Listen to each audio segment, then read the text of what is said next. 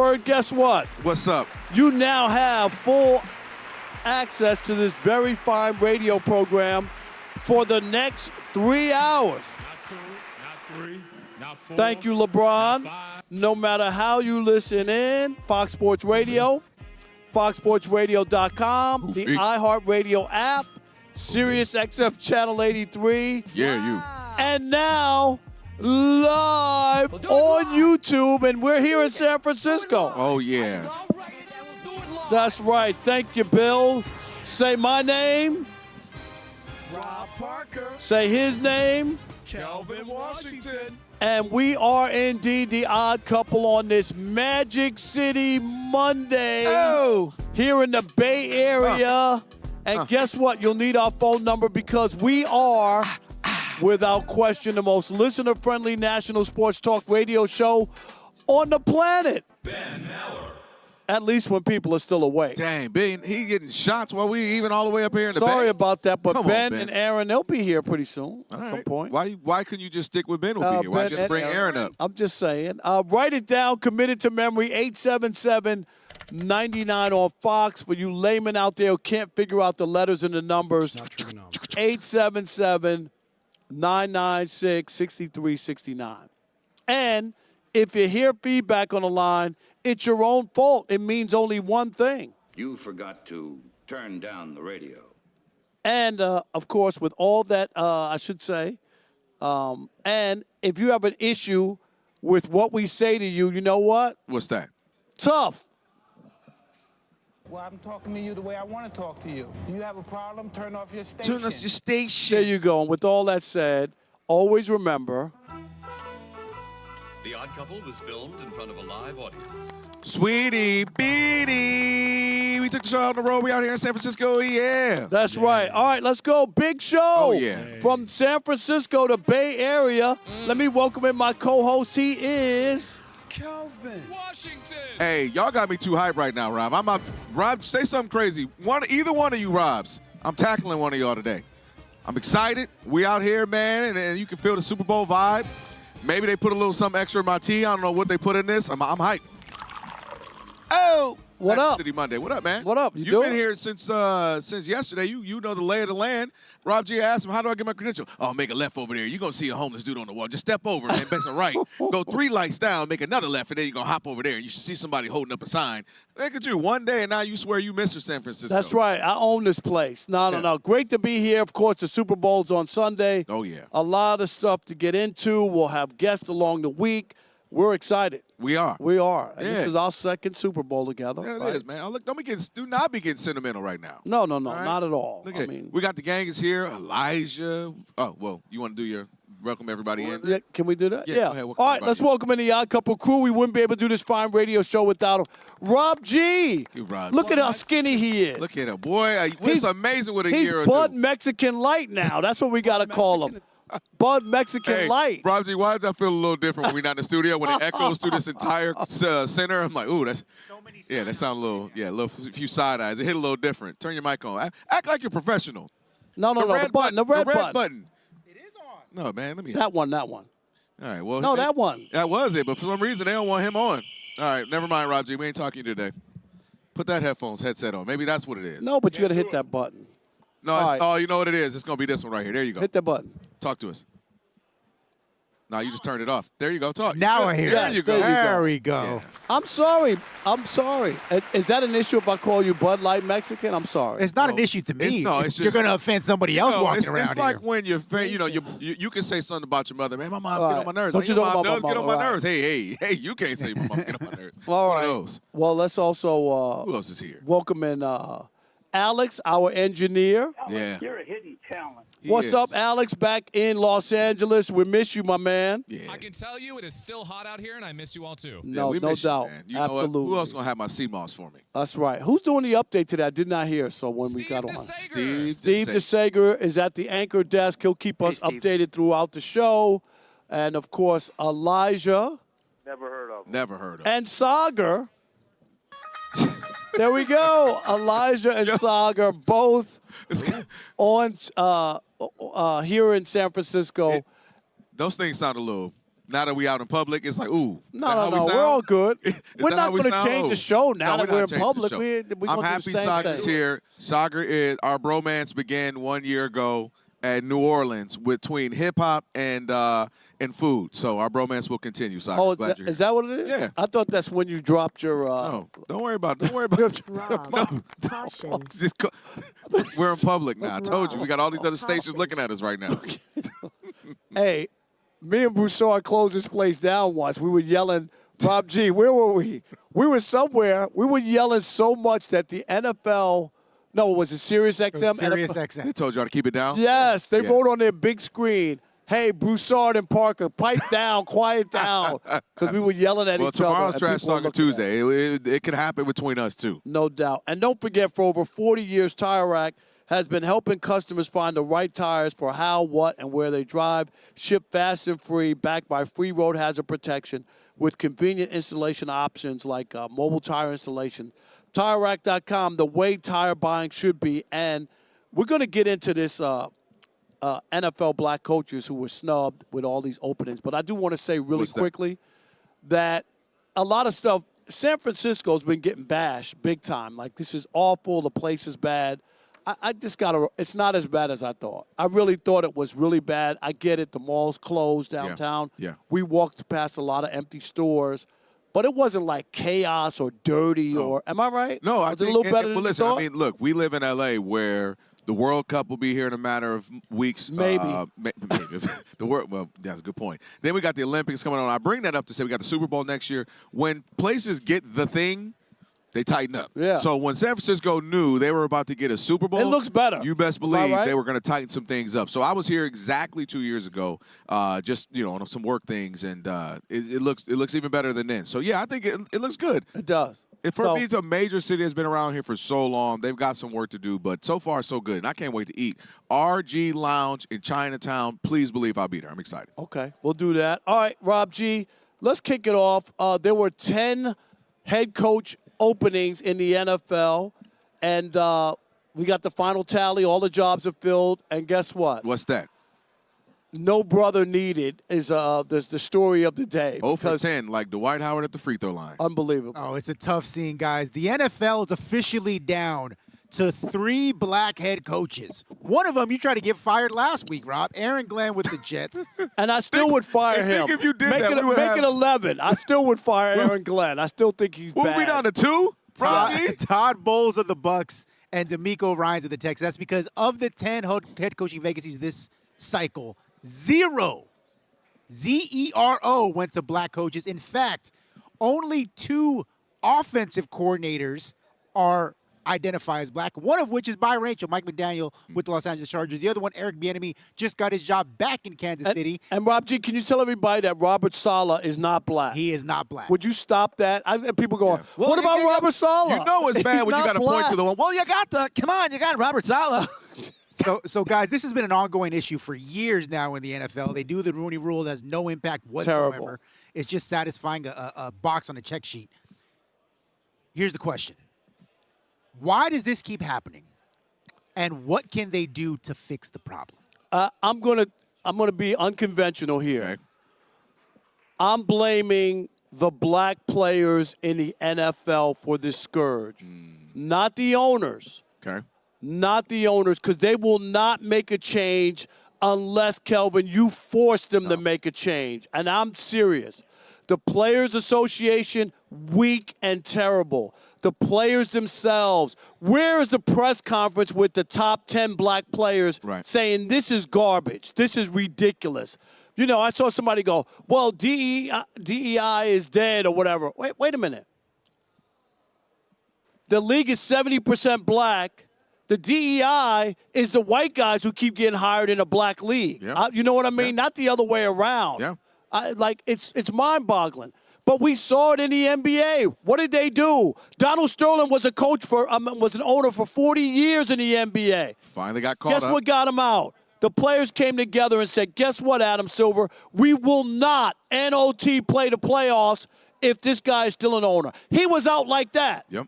A billionaire out like that.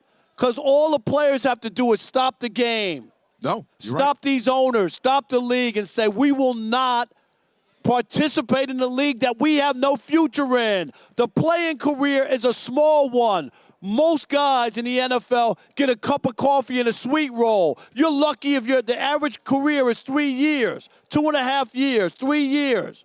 So you know how many people get 5 games or nothing in order for it to be 3? You know what I mean? Yep. And it tells you, and yet they continue to go along with it. All these big mouths on television, former athletes, they got something to say about everything except this. Where is the outcry? Where is the call for something to happen? All these former players, these guys all got big-time money. They can't be hurt to be unified and fight for something that's worth it. And it's not about you. It's about all the guys who can't play at that level and make that money and want to have a career. Those are the guys you need to stand up for. Everybody's not going to be a star and be set for life. They need a job, an opportunity. They want to coach. It's also, Rob, it's also what it says about the mental capacity, right? And I brought this up again, little history lesson. It's hey, you can be a black quarterback in college. It's cool because you played a little bit in high school. Come on. We got it from here. When the professional ranks, we got it from here. And for decades, black quarterbacks coming out of college were told to what? Go be a receiver. Go be a defensive back, Tony Dungy. Go be all these other things but a receiver, a quarterback. Because not only do they told Lamar to do that. They told Lamar, go be a receiver. Lamar, and this was what, 2017-ish or so, 18-ish? It's not like that was 50 years ago. Hey, you just won a Heisman a couple years back. But by the way, don't come play the quarterback position in the NFL. That was Bill Polian, who was a Hall of Fame general manager. And what that screams is there's still an ideal of, well, you can't lead a team. The leader on the team on the field is who? The quarterback. The leader off the field is who? The coach. We already know there's multiple, the leaders of that picking the team as general managers. And for daggone sure, the leaders of those are the owners, and we aren't getting there as well. So to me, it just continues to scream, you can be the labor. Go do all the hard hits. Right. Go get the CTE. Go out there, make the tackles. And you and I talk about it all the time. How many guys, Rob G, come on our show telling stories of beating, batter? You've seen them walk around here. You can go do that.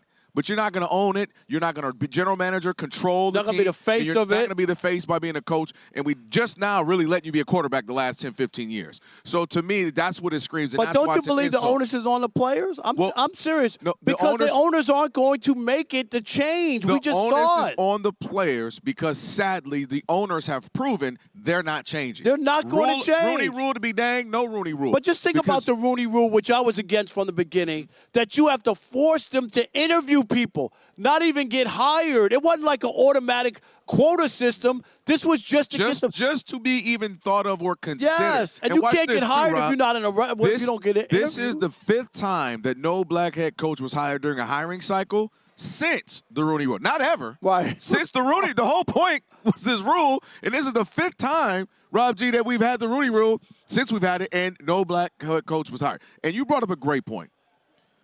No other profession can you show me where the 70% of, if it were 70% men in a league or something, and it was all ran by women. People would go, this is ludicrous. Yeah, right. That would Remember never that? happen. I said the National Hockey League, if all the coaches in the National Hockey League were black, brothers. you would go, what is this? Right, and that's they don't even play the game. And it's just about having people who understand you, who can speak the language, who understand culturally. It's just, to me, it's just good business and good practicality. Now, also what you're saying is, too, there's no one that can start in the pipeline. There's no offensive coordinator, special teams coaches, defensive head coaches, and there's so few. And then, by the way, the greatest way to kind of get you going is in college, and we know there's not that many in college either. So then where can it be, Rob G, Rob Parker? Where can we start? And you're right. It is going to take a handful of – it's going to take – and I hate to put it on them, but the Patrick Mahomes of the world, the Dak Prescotts of the world. Yes, all the stars.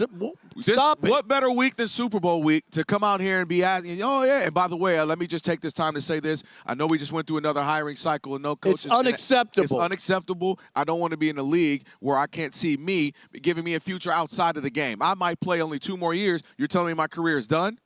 And it's going to take players saying that, being about it, and standing on that 10 toes down to put the pressure on the owners, the onus on the owners. Because the owners proven they ain't going to do it on their own out of the kindness of their heart or the morale of understanding the deep-rooted racism and the buddyism that is here in this country. All right, 877-99 on Fox, 877-996-6369.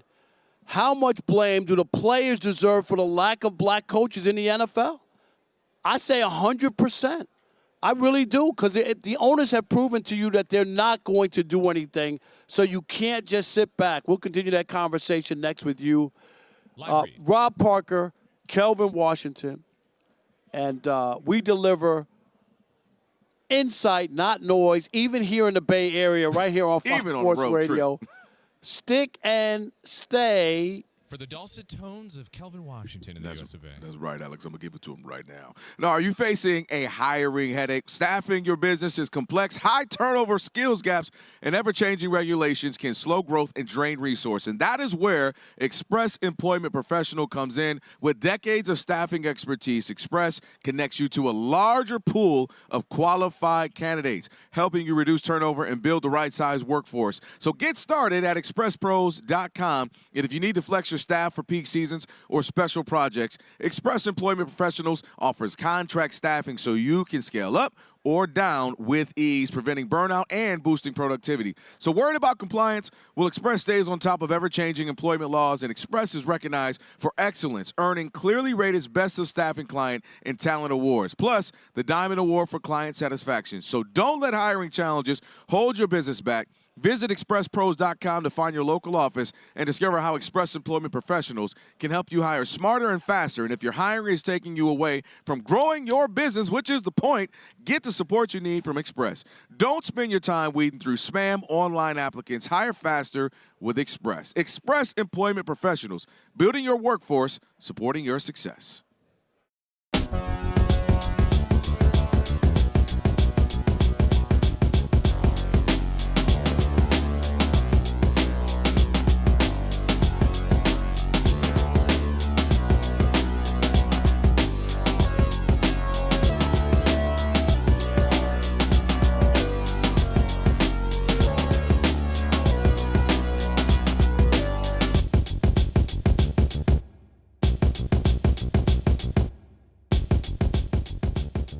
On this anti-Aaron Glenn train for about a year now. I have. Yeah, you have. You didn't give him a shot. No. So they got off to the worst start of any Jets coach. Now, that's saying a lot. That's saying guys, a lot. just the timeline of the Aaron Glenn experience with the Jetropolitans. First day on the job, one of the first days, has Aaron Rodgers fly in on his own dime to tell him to his face, we're not interested in you. We're moving somewhere else. Which is fine, it's his prerogative, but it is what it is. He then pivoted from Aaron Rodgers to Justin Fields as his QB1, and then promptly benched Justin Fields midway through the season for journeyman Tyrod Taylor. He then followed that up, as you mentioned, Rob, having the worst start by any Jets coach in franchise history. Culminated the season by, again, a defensive-minded coach, becoming the first team in the modern era to go an entire season without recording a single interception. Kelvin, you got to admit, that is mind-boggling. It's an impossibility. Right? Impossible. Everything that could go wrong did go wrong. C.J. Stroud throws you one. Right. Minimum one. Jameis Winston throws you one. And so it all came to a head earlier today where Aaron Glenn continued the house cleaning of the Jets coaching staff. He parted ways with offensive coordinator Tanner Eggstrand after just one season. Of course, all got after one season.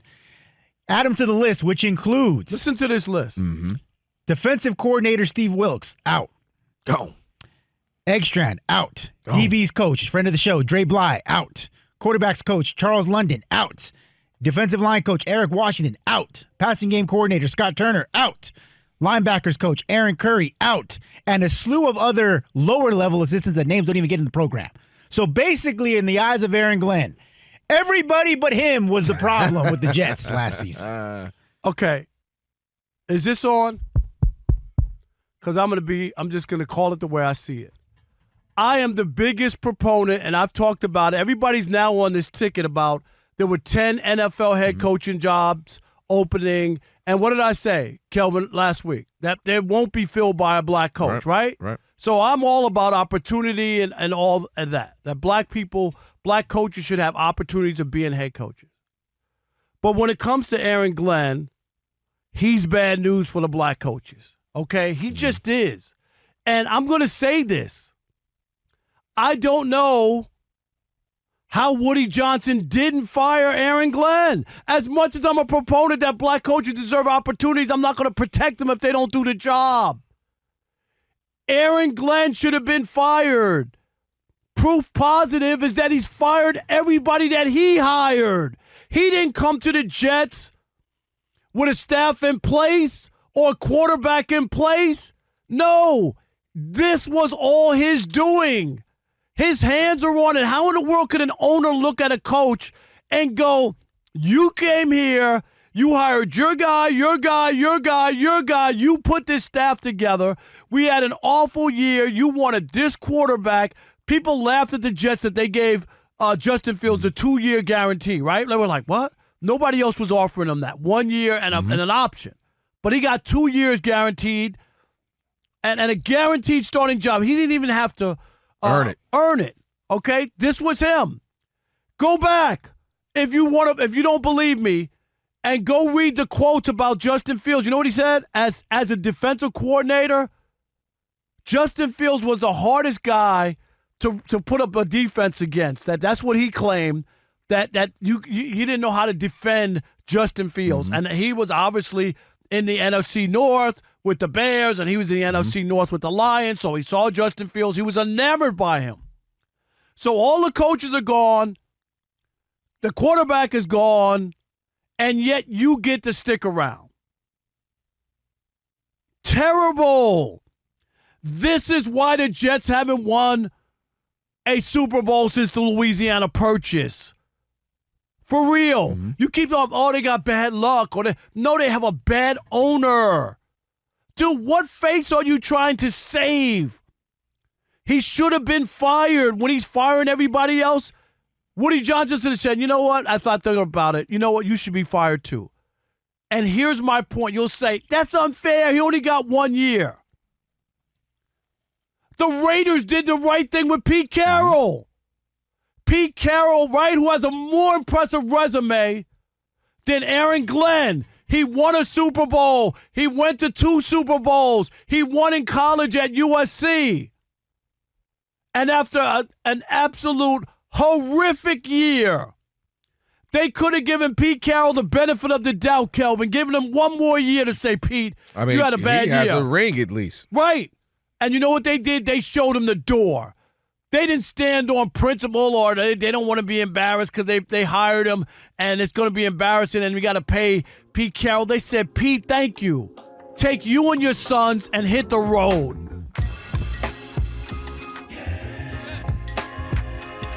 All right, couple, on a Magic City Monday, Rob Parker, Kelvin, Washington. Oh, Super Bowl week. We are out here, of course, San Francisco. By the way, check us out.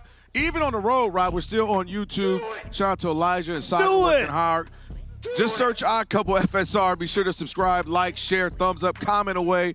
We're going to make Rob G work even though we're on the road. He'll check out the Odd Mob comments and the YouTubians comments as well. We got Tashan Reed, who covers the Commanders and the NFL at large for the Washington Post, going to join us here in about 5 minutes or so. We'll talk about the conversation we're having right now. 877-99 on Fox. You put the onus on. Is it the owners? Is it the players? Is it the coaches? Is it the general managers? Who is responsible for this lack of hiring black coaches in the NFL, which is 70% black? There are no hires. There's 10 zero of the 10 coaches that were hired this go at it. Coke zero's cool, but NFL zero, I don't think so. And not to mention, they had the nerve to do this on Black History Month. Well, they don't care. No, they don't care. Black History Month just started yesterday. We can't get nobody. Martin Luther King had a dream. Never mind. I don't even feel like going there. 877-99 on Fox. Let's take some calls. All right, Matt in Georgia. You're on the Odd Couple Fox Sports Radio. We're in the Bay. How are you? I spend about an hour a night listening to you guys. Love the show. Thank you, Matt. Appreciate it. Thank you. Yep. But I got to say it. Yes, I'm what? Are you guys trying to tell me that you believe that owners could say, okay, we can win more with a black coach, but we're going to hire a white guy also? Absolutely. It ain't about that, Matt. Let me say this, and I'm going to let you finish. When was the first black coach hired, Matt, in the National Football League in the modern era? Do you know, Matt? Matt. He's not there. He's there. He's there. When? Yes, I'm here. When? He doesn't know. 1989. 1989. Are you kidding me, Matt? 1989. All right. Here's what I'm trying to say. Next year, if Mike Tomlin comes on the market, there'll be dudes in 100% bidding war. I'm sorry, but, like, I don't have a prejudice, but I cannot understand. Like, I feel like, and y'all brought up the black quarterback thing. That's been over 25 years. Go ahead. Lamar, ain't nobody asked Lamar Jackson to do nothing but play quarterback. Are you kidding me? Bill Polian Bill literally. Polian said. I know Bill Polian's drunk ass said that. All right. Okay. All right, go ahead. Thanks, Matt. Thank you. Let me just say this one thing. All I'm trying to say is I feel like as a winner, they want to pick the best winner. I ain't saying the brother ain't out there. I'm just saying I don't think it's Here, Mike. Let me drop something on you, right, Mike. Let me drop something. I think Mike Thanks, could, or Matt. I'm sorry. Matt might appreciate this. He had to go to Mike Tomlin. Right. And we always have to be the best. Right. Or have to have had the 19-year run like Mike Tomlin had. Or you had to be perfect. If you're Barack How about Obama, Vance Joseph getting another chance? Why everyone else can get multiple? Mike McCarthy's on his third team. So many other guys can be mediocre, or you never heard. We all go, who's that guy that comes out of nowhere? We don't get to come out of nowhere often. You got to be. Robert Saleh was terrible with the Jets. He got like he's this. right back at it. And so my point is, Mike Tomlin. Yeah, you can name. I agree that he would have got a job like that, but he's the one. Like he had to be exceptional. 19 years. Where are all the guys? Where are the coordinators? Where are the guys we can all go? I never heard of this guy. Right. Never heard of that guy. I appreciate the call. All man. right, Go to thank another you. one here. Adam. It's always have to be exceptional. Right. Those are the only guys that get a chance. You got to be exceptional. Yeah, Adam in D.C., you're on the Odd Couple Fox Sports Radio. What's up, Adam? My God, my favorite radio show. Hey, can I say something real quick? Yes. This is a very serious topic, man. But stop giving out free game. That dude, White Like a Lady song, can make you $2 million. If you put a young girl off TikTok, it's like $2 million to do that Dr. Pepper jingles. You done brung jingles back. Stop giving away free game. All right. Just go to this coaching, man. Listen to that last caller. I'm sure he was well-intentioned, but it's something subconscious in this country, America, right? And it's even me, right? I went from Harvard University to the University of Maryland, and something was in my subconscious years ago where I thought that maybe I'm not as smart enough to be here. And when I got there, man, I was burning them up because Howard had prepared me to do, you know, they would tell us you got to do twice as better to be. It's sad, it's a gift and a curse, but these owners, it's the American way, man. You know daggone well that they're not going to automatically just hand. Power is never given, it's taken. And right. That they had the power to do it, but you know these guys are worried about their pockets, man. It's the same way in the film industry, the same way in the music industry. If they good, then my family good, then we good. But you know I love y'all, man. No doubt. Thank you. Oh, Adam, appreciate it. Adam, appreciate it over here. Hey, Scott Shapiro, is our boss listening to the show? Is he over there? He's around the corner somewhere. He might be networking. Scott, okay, Scott. this is. No, he's listening. He's listening. This is for Scott Shapiro, our boss, right here. Well, did Alex. he just tell you don't play it? No, we can play it. He's just saying. Go ahead, Alex. Go ahead, Are we play. ready with our song? Ready? Give me 1 sec. All right, this is going to be. Well, while he's getting that ready, let me get back to you. You got ladies making $2 million from Dr. Peppers and Burger Popeyes, King should have Burger called us King from and all our that. song, Yeah, right? Yeah, the Our Burger King song was awesome as well. You might have missed your calling as a jingle writer. I should have been. All right, here we go. Here's our song. Hold it, pack up. There it is, right here. You was like a lady. You was like a lady. You was like a lady. Oh, my gosh. You was like a lady. Hey, listen. All this walking we gonna do, we gonna need some dual wipes. I know. Man. There we go. For Dual sure. wipes. All right, hey, we got Tashan Reed getting ready to join us here. Scott just resigned from Fox Sports Radio. He either resigned or he's giving us a raise. It's like no in the middle right there. Tashan Reed joining us next right now. Steve DeSager is going to get you set on what's trending. Hey, Steve. Hey, Steve. The NFL announced it will have a game in Paris next season and one in Mexico. And I'll put you guys down in trending until we come back, so you're good. Perfect, thank you. Offensive coordinator, head coach Sean Payton has always been the play caller. The Titans' new defensive coordinator is Gus Bradley, but new head coach Robert Saleh said he would call the plays there. The Ravens' new defensive coordinator is Anthony Weaver from the Dolphins. He's a former player and assistant in Baltimore.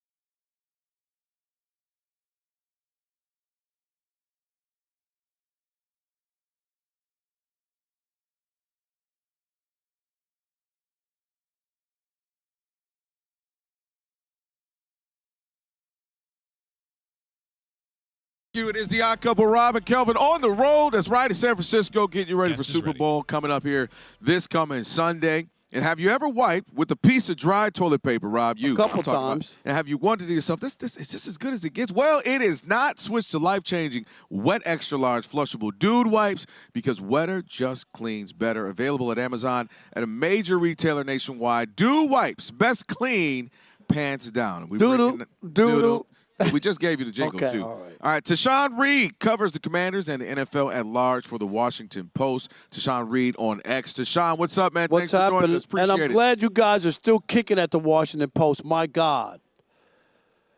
I can't comment on that one. No comment, huh? Okay. Hey, he said no comment. I'm just, hey, I got. Well, I got, I know the rent baseball mortgage to writers pay. are going down to spring training, so that was a change at the Washington Post. That's good news. All right. Let's start here with the coaches. 10 coaching openings, head coach opening in the NFL, and no black coaches get hired. Just your take, or what do you make on this? I know you guys did a expose about how, the difficulty of black coaches getting into the pipeline. Yeah, it's an interesting situation where we've often focused on that pipeline, the lack of offensive coordinators, QB coaches, contributing to that. And I think in this case, this comes down to the owners are going to hire who they want to hire, right? I mean, because you have 10 job openings in this cycle, plenty of qualified, diverse candidates, and none of them get filled, by somebody who's black. I don't think it's an issue of there not being enough qualified head coaching candidates at this point. A lot of retreads are getting hired. I'm not saying that every hire was bad. Like, obviously, I think the Giants hiring Harbaugh, for example, stands out as a good one. But, it's just a bunch of guys getting the same familiar faces, getting another crack at it instead of maybe taking a swing on somebody young who maybe has less experience but has more upside. Like the Pittsburgh Steelers, for example. Like, that's kind of what they've been known for. And moving on from Mike Tomlin, you go out and hire Mike McCarthy instead of taking a shot on a young, up-and-coming assistant. It just feels like a missed opportunity to me. And I'm not sure what the black coaches have to do at this point, right? Well, and you know what, Tashan, that leads a conversation Rob and I were just having of, well, how do you change it? Is it the players coming down and saying, hey, yes, we're players, but we want to have post-playing careers? We saw Donald Sterling get kicked out as an owner in the NBA because the players put pressure on the commission. Right. Is it on the players? Is it on us in the media? How do you start to push the pressure on them to make change?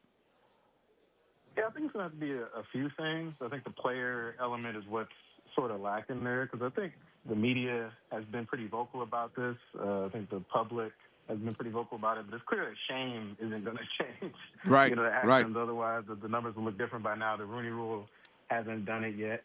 And so what's missing is, the guys who ultimately, make it happen on game days, the players taking a stand. And that's something that is easier said than done.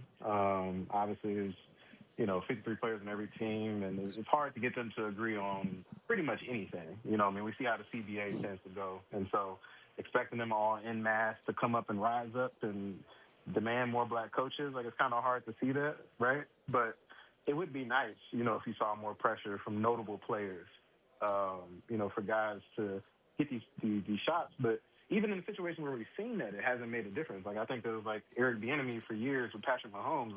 This is a guy who arguably the best quarterback we've ever seen. It can't be one, though, Tashan. Nah, it can't be one. And it's not. No, it can't be. But it's not just that. It's not about just saying something. Until the players are ready to stop the money and stop the games, Like we could the talk. Clippers did. Like the NBA when the players said to Adam Silver, we're not going to play in the playoffs if Donald Sterling is still going to be the owner. And how long did that take? Right? Hour and a half. Exactly. Like, when you stop the money, you'll get their attention. So that's the other issue. We got some other stuff we want to ask you Tashan about. Reed covering the Commanders in the NFL at large with the Washington Post, joining the Odd Couple, Rob and Kelvin, on the Magic City Monday out here in San Francisco, getting ready for the Super Bowl. I'm going to say this. I think Shedeur Sanders shouldn't play in the Pro Bowl flag football game, and it just feels like the NFL, knowing nobody watches that or cares about it, just figured, let's just put Shedeur in there and see if maybe we get some attention or somebody will watch it.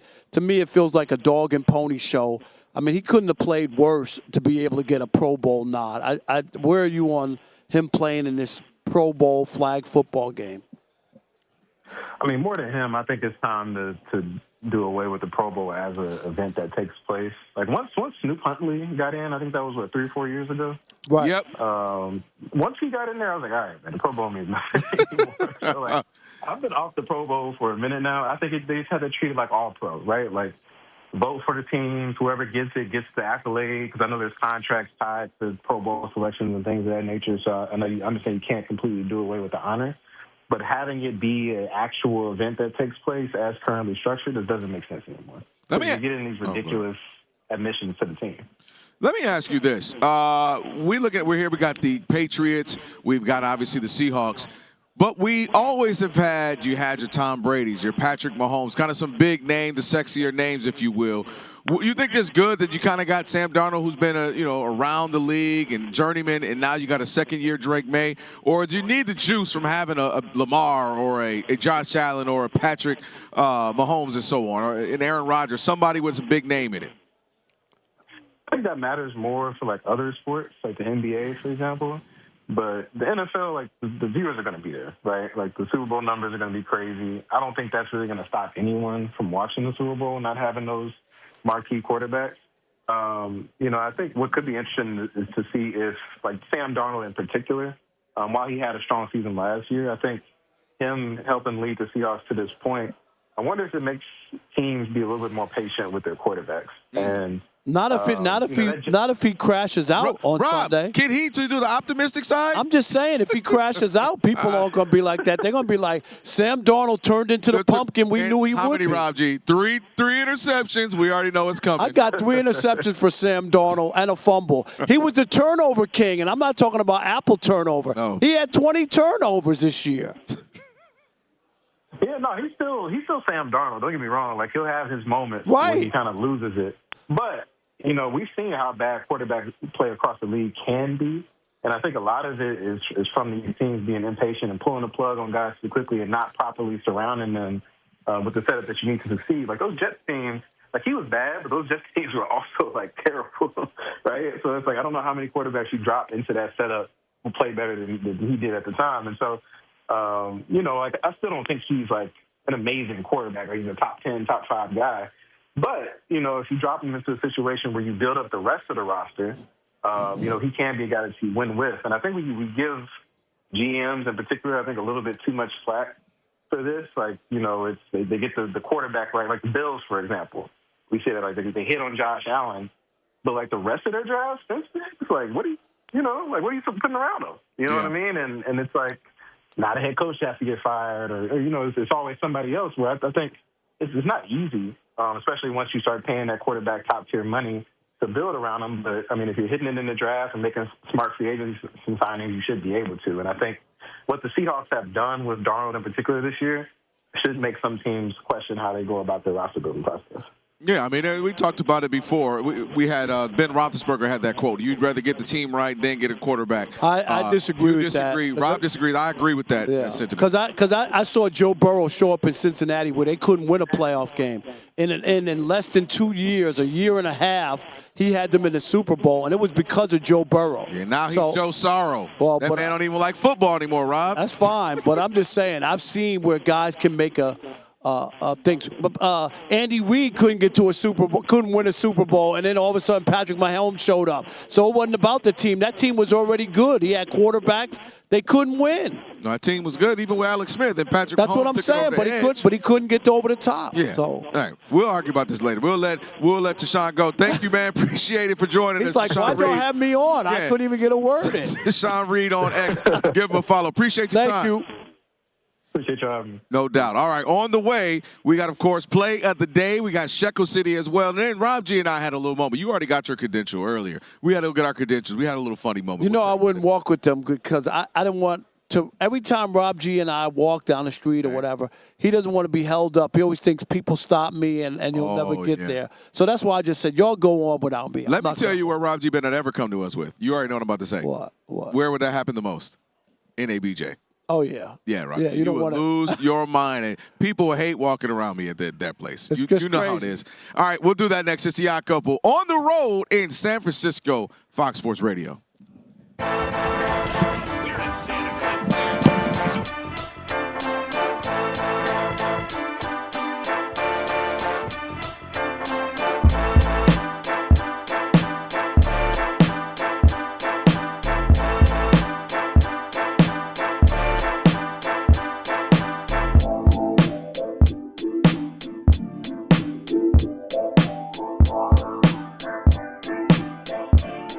LeBron may have put his foot in his mouth once again. Take a listen. Playing 82 games in the 80s and 90s is not the same as playing 82 games in the 2020s.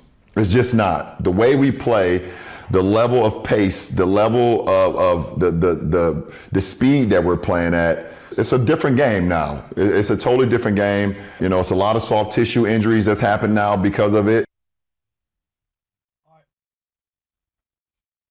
Straight, Boulder Dash, Poppycock. I mean, come on. Like LeBron, this is where people push away. You know, when you hear this and he's trying to justify and whatnot. We get the injuries and what's going on. People used to get injured there, and it was different defensively. But, Rob G., you did the research, right? Or you found out. You got them, too. I got the numbers. And the numbers just don't add up for LeBron, and that's the issue. And that's what we talk about. When you listen to these terrible podcasts and there's nobody there to push back and say, well, that's interesting, LeBron, because back in so-and-so, it's the same, and you're saying you're playing differently. What you got? Man, let me tell you.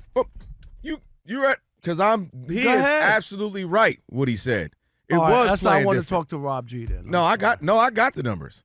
No, I'm saying he's absolutely right, and that the 80s and 90s was way harder to play in. Way more difficult to play in. That's what I'm saying. All right. Yeah, because, listen, let's talk about the numbers. First of all, LeBron typically, he can be this, he can be polarizing, he can be passive-aggressive. One of the things he normally is very astute when it comes to basketball. His acumen, he knows he's a historian. That's one of the things I appreciate. How do you say that when he voted for Bronny for the All-Star game? Well, that's his son. You know what I mean? Nepotism, cronyism. Yes. You got to get that done. But, he's very well-studied, historically, knows the game. That's one of the things you can at least appreciate about him. This one, he's dead wrong in my opinion for multiple reasons. Number one. Are we recording this? The 80s was the absolute, to me, hybrid of the two. You got the fast pace, and he's talking about pacing. Let's talk about the pacing. In the 80s, it was the fastest. In fact, the only pace that they had was 1 year, 87 to 88, when they had a slower pace. They were at 99.6, which the current pace is at 99.6. After that, you're talking 100.6 to 102.1. Did he ever watch Showtime? Showtime. The Celtics, the Pistons, the 76ers with Dr. J, Houston with the Hakeem and Ralph Sampson. The Nuggets, they were going back in the day. The Nuggets would score 175 points on a regular basis. Yes. Watch Alex this. English and all those guys. Yes. Kiki Vanderway. Not only were they playing at a higher pace, what else would you see? Punches, clotheslines, and hard fouls. And they were physical. You come into the lane, guess what? You're going to get a two-piece and a biscuit. So they are playing at a faster pace, way more physical. They didn't have commercial airlines. They did not have the advanced medicine and nutrition that they have right now. They used to ride next to me on the plane. Literally. When I covered the NBA back then, NBA players sat next to me. We were on commercial flights. Yep. We took 6 a.m. flights out of every city. Like, that was an NBA rule, because back then you didn't go back home and get in your own bed. You would go on a road trip. Yep. And you would stay on the road, and you would fly to the next city, and we would be on those flights. Exactly. So the idea that, it's just so hard now. All y'all do is go 35 feet out and set pick and rolls. Now, if you want to talk about soft tissue issues and why guys are beat up and brutal, I tell you why, and I've been telling this since the duration of me on this show. It's that they only play basketball since they were 6. And that's all they do. And they're playing for their team. They're playing for the travel league. They're playing AAU. Then they play for this team. That's not what people did. They played all sports. They played all sports. How many times we hear about guys playing football, baseball, basketball? Oh, I didn't really lock into basketball until my freshman year, because the other years I was playing this. Or in high school, I had to decide which one am I going to finally commit to, because I played all of these sports. That's the issue why guys are beat down, wore out. That's why LaMelo Ball is always injured, and Lonzo Ball is always injured, and Zion's always injured. injured. And they played 1 million games on the AAU circuit on the 6 weekend. on Saturday, 5 on Sunday. Ridiculous. Then I go back to my regular team, and I'm playing too much.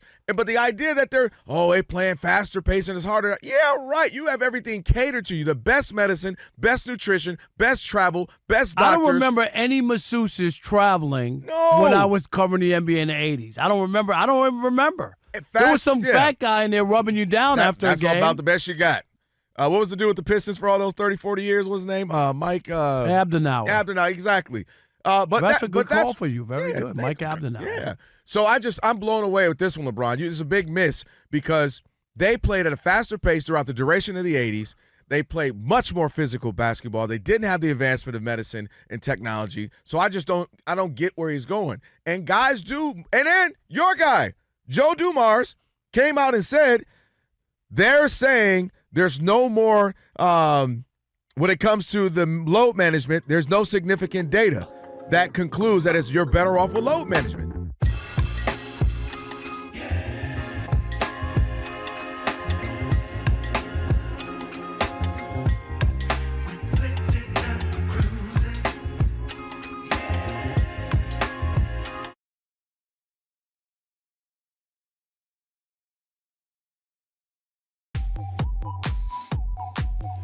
Fox Sports Radio, of course. I was going to say, I didn't hear you. Yeah, you didn't hear me.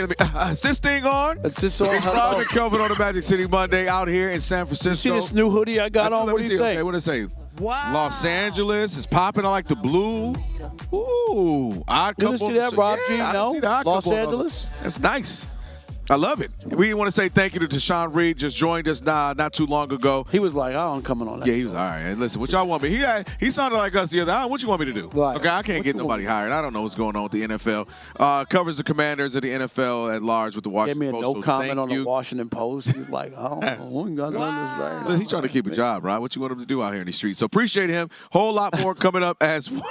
Look, I would have been remiss if I didn't mention it. It's a story. It's a national story. And what do you always say? I have to ask. You don't have to answer. They don't have to answer. And he didn't. He said no comment. Right. TJ Houshmandzadeh going to join us next hour. Get to talk some NFL headlines with him, as well as some other couple of things we got to get to as well as some YouTube comments. Rob G will get those cooking up in a minute. Right now, it's time for your Tire Rack play of the day. 7 on the shot clock. To the foul line. Out to Shamet. Right wing triple. Got another one. Landry Shamet with back-to-back daggers. J.J. Redick calls timeout. And the Knicks are going to win their 6th consecutive game. Knicks radio there, of course, for your Tire Rack play today. Another loss for the Lakers. Thank you. For the Lakers. For over 40 years, Tire Rack's been helping customers find the right tires for how, for what, and for where they drive. Ship fast and free. Backed by free road hazard protection with convenient installation options like mobile tire installation. They'll come to you. Think they'll come up here to San Francisco? You need a little tire? Yeah, of course. All right. TireRack.com. It is the way tire buying should And it would be easy, too, because all they got to do is take your car off the blocks and then put on new tires. Oh, that was easy. We saw that you. Yeah, the one with no tires. That was you. That's me right there, the red one. Yeah, go hook me up. Go check them out. All right, it is now time for, of course, Shekel City. Welcome to Shekel City, the home base for Rob Parker's daily picks against the spread. Did I do that? Did I do that? All right, what you do? Did I do that? 3-0 on Friday night. Oh, nice. All right, Rob G, 39-25. I'm making money. That's 14 games over the 500 mark. And tonight, only one game. They've already played a game tonight. Okay. And 2 games are in progress. So we only have 1 game for you tonight. The 76ers are in Los Angeles to take on the Clippers. The Clippers are underdogs at home against the 76ers.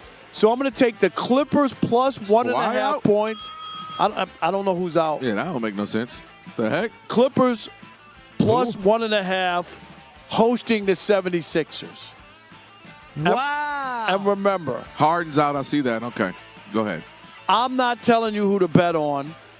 I'm telling you who I bet on. All right, Rob G's got some. Paul George ain't going to be there either. He already got some. Are you smirking because people are ripping me? No, I'm smirking because you're betting on games you have no idea who's playing. No, but I didn't know who's playing tonight. I didn't know who's playing tonight. This makes your pigskin pickoff thing look like such a farce. I don't even know who's playing, but I'm taking it plus 6.5. Well, all right, so Kelvin knows who's playing, okay, and he See, and I'm doing it wrong. You said I should have just had my daughters do it. You were right. Your daughters would do a better I job said, than you. Hey, baby cares, my 4-year-old, which mascot is cuter?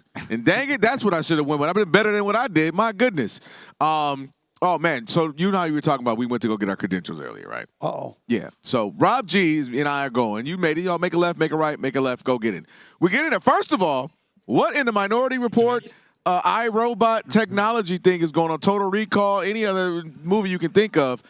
You go in there, and you know how they say, all right, step up to that line. Before your face even faces the camera. Your name comes up. Your name, they already know who you are. Yep. Okay, so that makes me concerned. I don't like that. I don't like that. Rob G first, he said, I don't like that. Now I'm walking around this whole rest of this week, I'm going to be nervous. Every time I take a step, that's Kelvin Washington already. That's Kelvin Washington. I don't like that, Rob. I don't like. Go back to analog, okay? Then that's fine. Boom. We go through the little weird hallways where no one is and no windows or anything, and we get up there, and Rob G walks up. Before he even says his name, they go, Robert, Garrett, boom, got it. Then I go. I hear somebody go, Kelvin Washington over there? No, that's not me. And I'm looking like, wait, why somebody say my name? They were just passing my credential down to every dark-skinned brother. Really? Am I lying, Rob G? One guy's holding it. She was like, you're not Kelvin? He's like, no. And then the other guy, wait, she said, that's him? And he's like, no, that's not me. And that guy was 400 pounds, right? Yeah, well, no, don't do that. Don't do that. My picture, I was a little bloated. Don't do that. So then they just passing around my credential because they're just guessing. Any other dark-skinned brother, him. Here you go. You know what that sounds like to me? What is that? Like black ice. Is that what's going on? Oh, I thought you were going to say the NFL hiring. They're like, no, we ain't going to take him. No, you take him. No, we ain't going to take him. You take him. So I had to go all the way down there and finally go. It says you don't want a job as a coach, do you? No, no. Okay, we'll give you a credential. Thank God. Here you go. You can have your credential now. Here. For 2 seconds, he thought he was going to get a job with us. But I'm just like, dang, do we all look like literally the dude just screams out my name. He's like, I'm not Kelvin Washington. I'm like, wait, why is he saying my name? And they just keep passing it along, Rob G. Am I lying? Now all y'all look alike. All of it till finally. That's racist, Alex. Did you hear that? Till I just grab it, and I'm like, thank you, this is me. They didn't even check my ID either. They didn't. Rob G pull out his ID. He didn't have to pull out. I had to pull out mine. So, but the technology's a little scary around here. 4, the side of your face, 3, they can identify you. 2. Rob. We are Sports.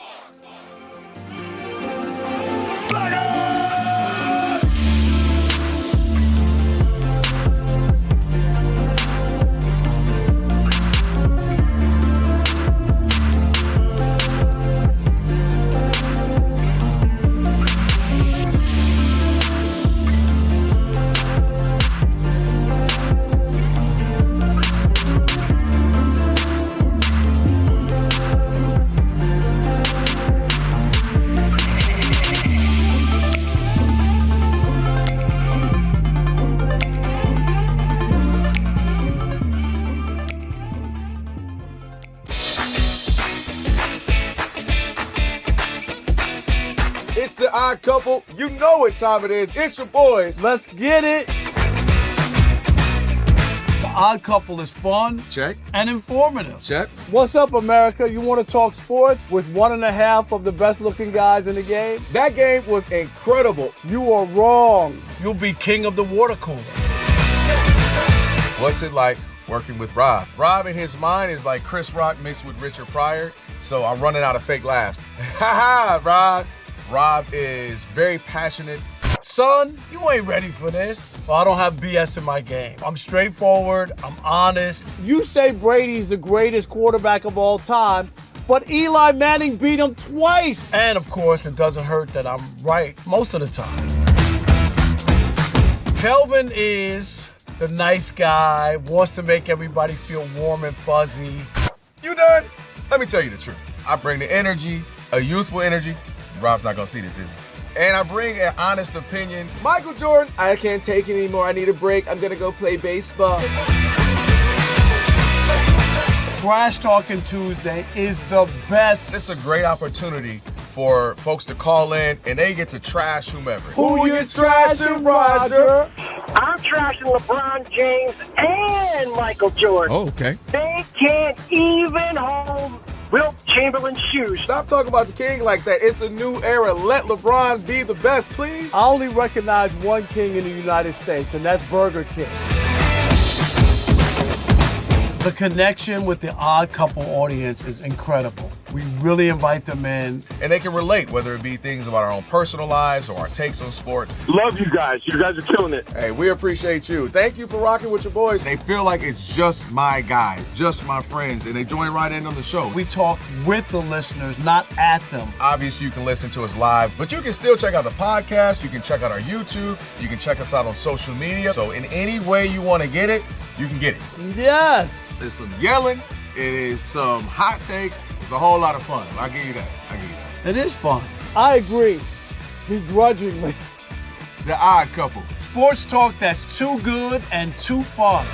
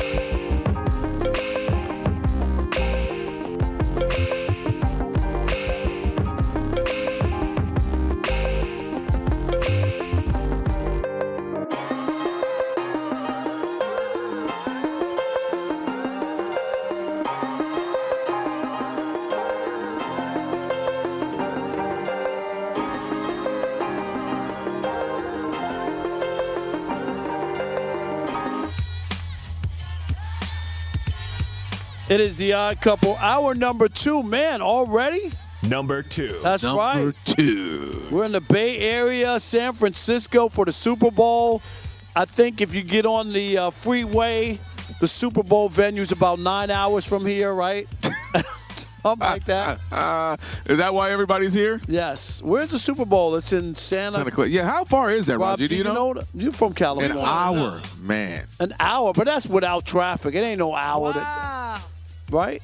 You saying it's longer? Yes. That's okay. That's with insane. traffic. I'm just saying. Yeah. I can't believe it's that My short. goodness, that's too far.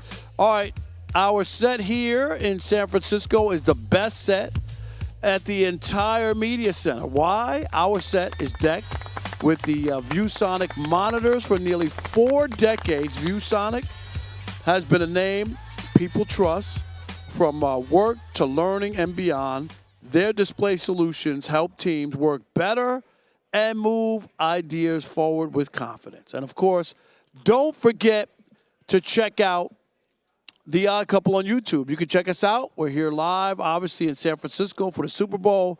And just search Odd Couple FSR on YouTube. Again, that's Odd Couple FSR. Be sure to hit the subscribe button. Don't stop there. Hit the thumbs up icon and comment away. Let us know which one of us is more odd. That's pretty obvious. Rob Parker. Is it me? Check us out. Rob Sterling Jr. Oh, man. On YouTube, and watch us live right now. Just search Odd Couple FSR and subscribe. And Damon Wilson passed away quickly. Let's talk about that. Okay. Because, of course, he was on Sanford and Son. He was Lamont. Yep. You big dummy, right? I mean, You big dummy. You big, You big dummy. Whoopie damn do. That's right. And Damon Wilson, who looked a lot older than he really was. Man, It's he was like unbelievable. 28. Right. Thought he Really, was 42. 40-something years old. And you know how much I love The Odd Couple. Oh, yeah. He did the remake of The Odd Couple, the Black Odd Couple. Okay. With Ron Glass being Felix, and he was Oscar Madison, the sloppy sports writer, in the black version that was on ABC as well. Called. And you've been remaking it ever since. I certainly have. I've made a career out of it. Trust me, I know. Every time your phone rings, man. I'm like, is Alex playing? Oh, wait, it's your phone ringing right now. But you know what? They because of his death, they played a scene where his real father showed up. I don't know if you ever saw this. So his real father shows up, his biological father, and he's there saying, I came back to connect with my son. I'm your real father, and he's not. Talking about Fred. Yep. And then he was like, man, this is real heavy, and he had to kind of make a decision on, like, what is he doing? He said, I've only known one man who's been my father since the time I had opened my eyes or whatever, and it's this man right here. And he's my father and will forever be my father. It was a touching moment, but they showed that. And 20 years later, you had the similar scene with the Fresh Prince. Right. Where, why he don't love me? Why didn't his father? That was one of those. That was tearjerker. that was a Shows used to get real. Remember that when shows were good, they were funny, they were hearty, they were serious. They had all. Sometimes they had issues.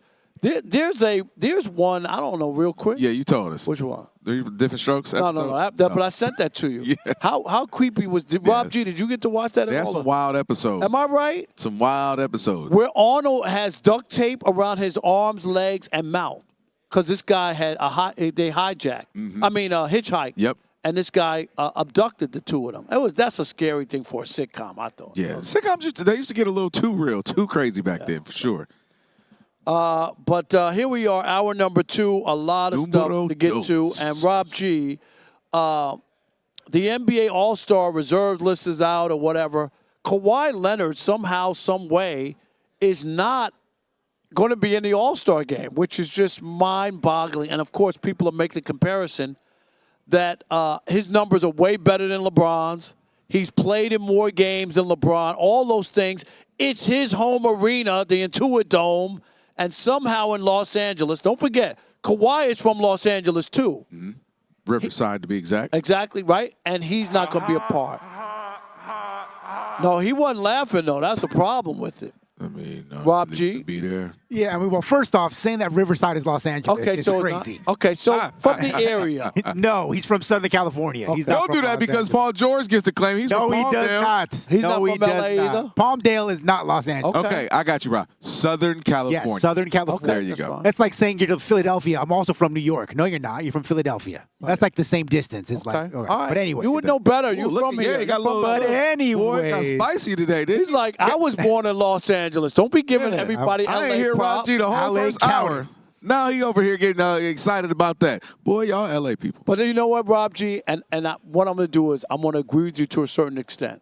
when people say that they're from New York and they're really from Buffalo or Syracuse, you ain't from New York. Yeah, you know what I mean? Yeah, New York you know that? as in New York City. Y'all have taken us. You can't. No other place in New York can say they're from New York. You better hurry up and clarify. You from Buffalo, New York. right? You from Buffalo. You got 10 seconds to clarify. People do that, though. And then they say they're from Queens. Like, oh, is that near Brooklyn? Don't you compare us to Brooklyn. Right, we are Brooklyn, not the same. No. But anyways, yes, the All-Star reserves were announced over the weekend. And you mentioned it. LeBron James was the big headliner, right? 22nd NBA All-Star game appearance for him. Congratulations to LeBron. Obviously, it's a big accomplishment. It extends his record that he's already had for about 2 years now. But if you do a quick Google search, when you search LeBron James All-Star, the top search that comes right after that is, how did LeBron get in over Kawhi Leonard?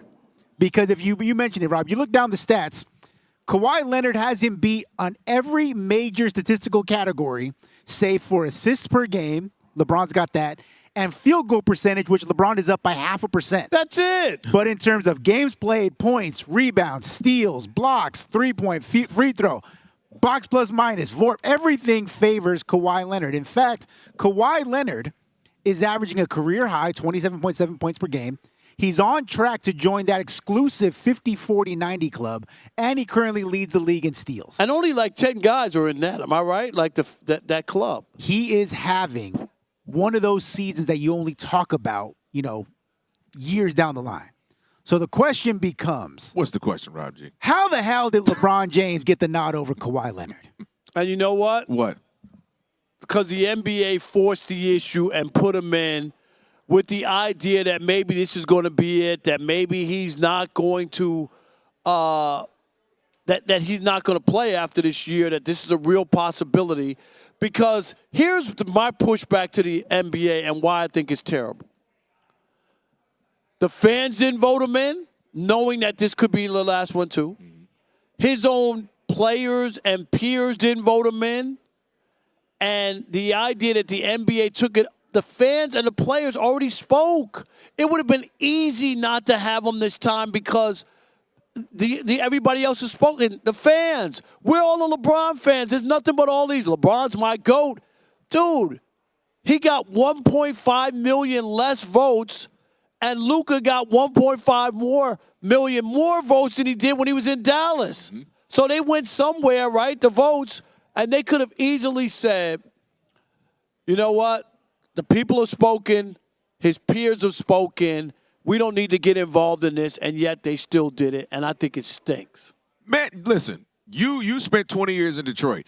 And you know what, people, I'm mad that my stepfather, dang it, I'm going to say it for him, 50 years he worked at the GM plant there. And you know what they didn't give him? They didn't give him a parting gift. They didn't give him a gold watch. They didn't give him a Cadillac. You've been making Cadillacs for 50 years. Here's a Cadillac on your way out. They could at least given him the bumper or something. Give him a ceremonial gold steering wheel or something. He didn't get anything. No, I'm serious. And so my point is, this is the NBA's version of, hey, you put in the NBA version of 50 years with this league. Here you go. Go ahead and get in this All-Star game. You've been carrying the league. You've been the face of the league for better or for worse for the last couple of decades. And that's the pick why they got it. And gameplay-wise, Kawhi has been spectacular. You could argue Kawhi's been a top 5 player the last month and a half or two. I mean, he's been incredible. And look at what the Clippers have done. Look at this. They started off 6-21. You thought it's a wrap. This season is terrible. Fire Ty Lue. Yep. Get rid of this guy. Harden should retire. You're ready for that. They've been 17-8 out of their last 25 games. They've inched their way back. Now they're in the ninth spot, which would be the play-in, and they've made a little thing of it. 23-25. So they look like they were dead. They did, and so Kawhi's going crazy. Looking like he's back in Toronto right now. Looking like at some point he might go, I don't even know where you are. And he's been spectacular. But this is the thing. As much as LeBron's history got him in this position where he gets in, I think Kawhi's history got him out. He's always out. He's injured. He's playing well. We like, oh my gosh. Then he's out again. Then he didn't play. And then the lack of personality. But and this year of all years, right? But I think it worked in a disadvantage for him, where it's easier to go, we'll put LeBron in because of all the stuff I mentioned. 23 years of this. He's been the face of the league. This might be the last one. Get him in. Kawhi, you just don't know anything about him. You don't hear him. You don't see him. He's hurt. And he's been playing well. This is his home arena, though. Come on. Now, that does make it interesting. That's unbelievable. He nor Harden got in. So do they have anybody, Rob G? No, the Clippers do not. That's crazy. Steve Ballmer is there. He ain't even in it. Ty Lue ain't in it. Nobody in it. They might even chuck the Condor out once the team start playing. That's outrageous to have it in your building. They might fry the Condor up, Rob G.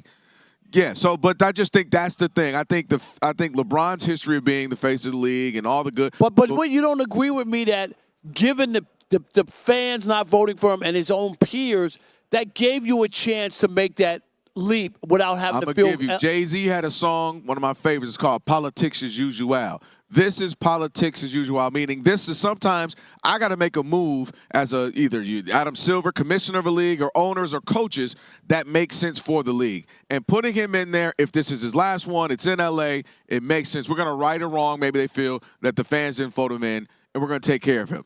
I don't know that Kawhi Leonard, and here's the other quiet part, and it's loud if you're Pablo Torre. Is there some part of this scandal we don't want Kawhi there? We don't want Kawhi to be there because they don't care about that. You really believe that? I don't believe that at all. I do think there's if you put all the slices of nothing the has piece of the come pie down together, yet. You're innocent until proven guilty. What exactly? Right. And what I don't want is, are you kidding me? If it comes down to that guy or that guy, meaning LeBron or Kawhi, I'm going to say the guy who's been speaking up, who's been the face of the league, who does all the commercials, who does all this. But Kawhi has never been a problem, man. Come on, man. Stop. No, I'm saying Kawhi, would I pick him? He never endorses the league. He never does anything. He just plays. He takes Everybody, the ball and goes home, and he does, and he's incredible. I'm not knocking But there are guys like that. Everybody can't be out front. You love Barry Sanders. Give me 2 words Barry Sanders said when he was a player, other than "I quit." I'm gone. I quit.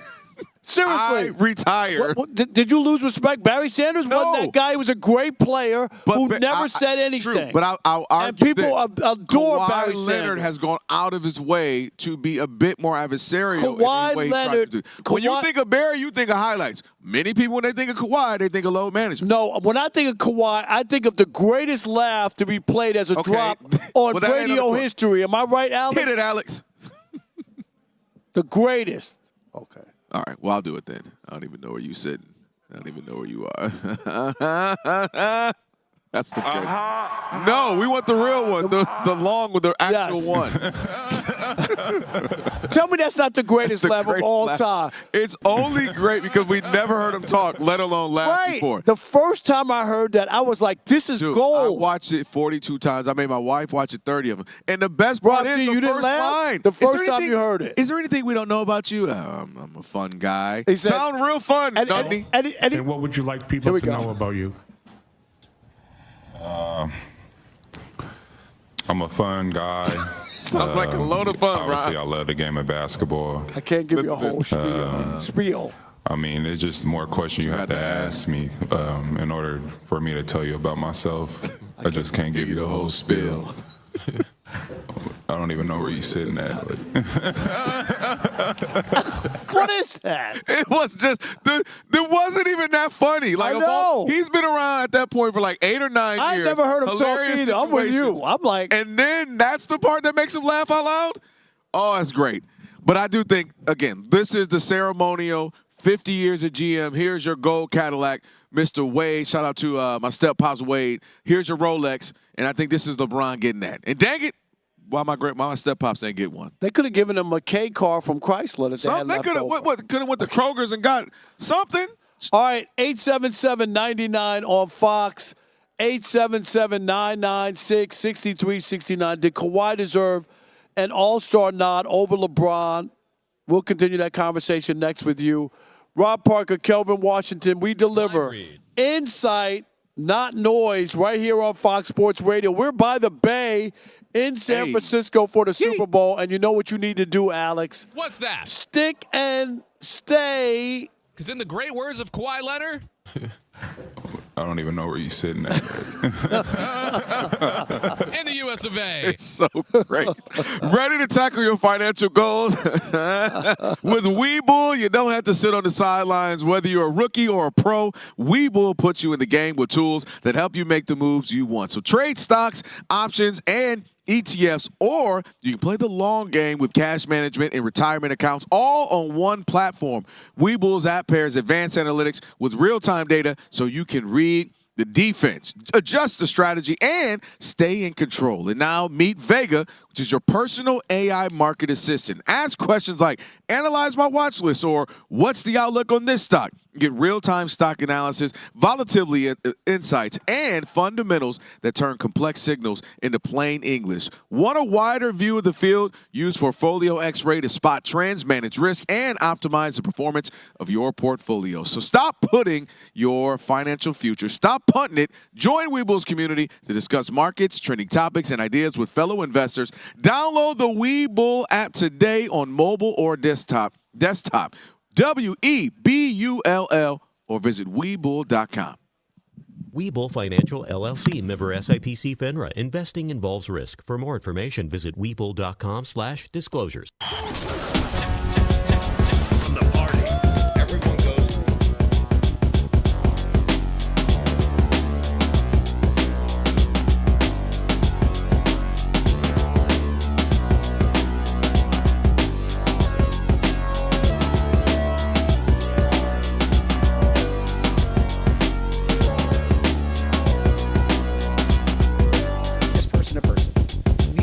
Taking better. The biggest name that we talked about last year, snubbed again this year. Eli Manning, for the second consecutive year, was a finalist, did not NOT get the votes required to actually get into Canton. And we've talked about this ad nauseum. Eli Manning, whether he's in or he's not, is going to be a Hall of Fame outlier. Because if he gets in, eventually, he'll join Joe Namath and Sonny Jurgensen as the only modern quarterbacks in the Hall of Fame without a winning record at starter. But since he's not in, he currently joins Jim Plunkett as the only quarterbacks not in who have multiple Super Bowl wins. Kelvin, Washington, did the voters get it right? They got it right. They got it right. And again, it's not this is what we talk about. When you're supposed to name people, it's supposed to be, Barry Sanders, Deion Sanders, Joe Montana, guys that you're like, yes. Not the Pro Hall Football of Famer. Hall of Famer, absolutely. And so when you think of Eli, you think of he was good. He had a couple, few years. He was really good. And, yeah, that's it. There's nothing spectacular. He absolutely got in the Super Bowl and had a few good throws, for sure. Absolutely. That's it. And it's really that simple to me. He's not a Hall of Famer, and that's okay. It's not an indictment. Doesn't mean he wasn't a good player. Doesn't mean he didn't have a nice career. He's got 2 Super Bowl rings. Life is good. He's got the show with his brother. He's got a bunch of money. Toast of the town in New York. Like, why does he have to be in the Super Bowl? Just because 2 reasons. His last name is Manning, and he beat Brady. So that has to be the reason why you get in the Hall of Fame. I don't see it. I don't agree, and that's one of the I want to make a bet things with you that on we this. get in. Yes, let's make a bet on what? On him getting in the Hall of Fame or not? You say he's not. You say he could be. I would never bet Why not? that because I just told you there's 2 reasons. It won't be out of merit of him. It is going to be out of merit. It will be because he beat the 18-0 Patriots. No, he beat the 18-0 Patriots. Are you kidding me? In one game. It ain't no one game. It's literally one game. If he had a one-off and won one Super Bowl like Matthew Stafford, then maybe I would be on your side. He won 2 Super Bowls and has 2 Super Bowl MVPs. Rob G, look up how many guys who have won 2 Super Bowl MVPs who are not in the Hall of Fame, and there's only one guy, and he's going to get in. So you making this case that they got it right? No, this is no. This is what this committee does and why it's flaky anyway. I just told you, Chris Carter took 6 years. You could go on and on and on. T.O.'s one of the best receivers. No doubt about that. 4 years for him to get in, and we know the whole time it was ridiculous. And if you honestly don't believe Eli's going to get in, then you haven't watched football. What? Are you kidding me? No, you haven't watched football. There's nothing. At no point was he ever one of the best quarterbacks. Now, I didn't even say the. It's funny because he also, during the same time in career of Matthew Stafford, went to the Pro Bowl 3 times during the same time when Stafford was there, and Stafford didn't go. So he was at least better than Matthew Stafford during those 3 years, right? Alleged. I'd have to look up the exact years. How did he get in the Pro Bowl? Was that a year Matthew Stafford was injured? No. I'd have to look at that. Go look it up. Yeah, I 3 will. years. Well, and also, that is a team thing. You know that. No, if your team is 8-9 and your other team is 11 you said he and was 6, bad, so the Giants were bad. Matthew Stafford is a better quarterback than Eli Manning. 90% of people would say that. No, he's not. Eli Manning had a good career. No, got he's a couple not. of rings, but at no point was people were going into it. We got to shut down Eli Manning. Most signature throws in the history of the NFL. Two? He's got 2. And we talk about it all the time. He literally has 2 throws. Somebody can get 1, but 2? And that's it. You know the Hall of Fame is not Hall of 2 games. It's the Hall of your whole career. And there's been nothing about him that puts him on that level.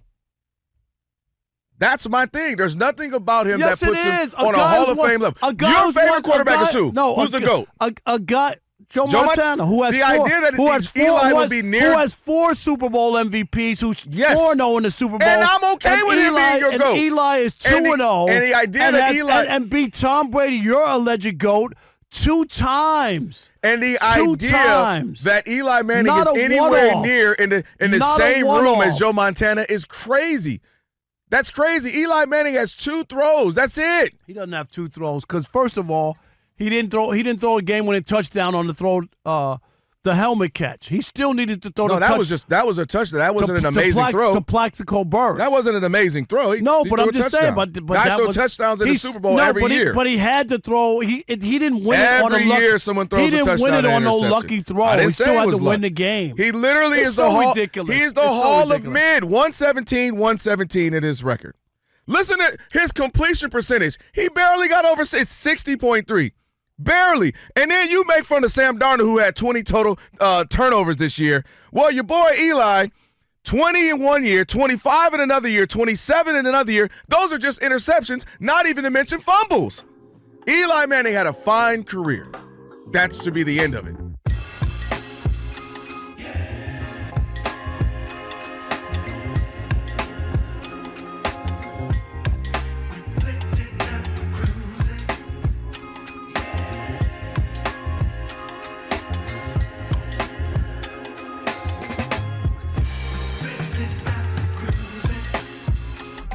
It's the Odd Couple, Rob Parker, Kelvin Washington, out here in San Francisco, Radio Row. Going to be here all week, so make sure you stay with us for that. We'll have some fun doing that.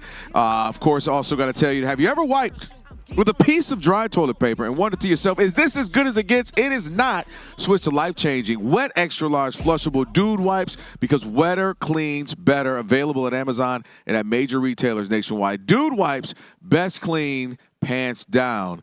On the way, TJ Houshmandzadeh going to join us, former Pro Bowl wide receiver, co-host of Up On Game on Fox Sports Radio. Always good to catch up with Hoosh, so we'll talk to him in just a little bit as well. Having an NBA conversation. Kawhi Leonard, who has been playing out of his mind the last month and a half, is snubbed. LeBron is in. A couple other guys, by the way. Şengün, a lot of people feel like he should have been an All-Star. He's not one. A couple of players that people felt like maybe Devin Booker had a good season, but maybe not All-Star worthy, just to kind of give some balance. But go ahead, turn your mic on. Yeah. I love that word. When people get snubbed, yeah. You like a good snubbing? Should Kawhi have been in instead of LeBron? 877-99 on Fox. Who we got? Tony in Columbus. You're on the Odd Couple, Fox Sports Radio. What's up, Tony? Hey, how y'all doing tonight? We're doing great. How are you? Hey, I'm enjoying the show as always. Heading home for a long day of work. Little tidbit on this. I don't know why everyone's so surprised that this happened. It happens all the time. It made me think of Cal Ripken. He's batting like 220, but got to start the All-Star game. Yeah. You get these farewell privileges. You know, I'm not a big LeBron fan, but it's the All-Star game. It's a bunch of guys who get to just hot dog it for a couple hours. It doesn't mean that much. Kawhi, I don't think cares. Hey, let LeBron have it. Hopefully, I don't have to hear him next year, but let him have it, for crying out loud. I hate Tony. I hear you. Good riddance. I know some people are like, if anything to make it quicker, that can be done. Man, if I get one more All-Star appearance, I'll quit. All right, here you go. I hear you, Tony. Don't do that. No, that's what I was saying, not man. mad I just at you. think, Thank you. know, that if this is going to be his last one, coaches are going to be like, man, let's take every guy who's been the face of the league for 20 years. Let's go ahead and do that. And it makes sense. Like I said, I do think Kawhi Leonard's just kind of his own world kind of can maybe hurt him a bit. just because he's so kind of to himself. And again, when you think of him, unfortunately, load management comes, aside from the laugh, comes to mind. So I think that might play a role as well. Rob G, that's not crazy, right? I mean, No, you guys are way too nice to Kawhi. Why? Just point blank, period. Why? Because he's a bore? Because he doesn't talk. Nobody wants to acknowledge his history of being a diva, of being all the things that they say LeBron is. All right, just a quick Google search. I know people don't do it anymore. The way he left the Spurs. The way he left the Spurs. The way What do you mean? They mishandled Rob, him. They mishandled him. They did not. They did too. Their doctors didn't know what they were doing. And you know what? What's that? Pop, sick the dogs on him and had Tony Parker. And so you blame the Frenchman and the Argentinian guy, Rob. Okay. Because all of a sudden they were like, oh, Kawhi's this and that. And Pop did that. Yeah. I would have popped him in the eye at that time. So even if you take away the San Antonio thing, which I guess is under dispute according to Rob Parker. You about to go to Toronto next. You go to Toronto. And he won them a championship. And he told, and there's players on the team who have said on the record, yeah, he told us in the beginning of the year, I ain't going to be here. So I'm not really worried about what you guys are doing.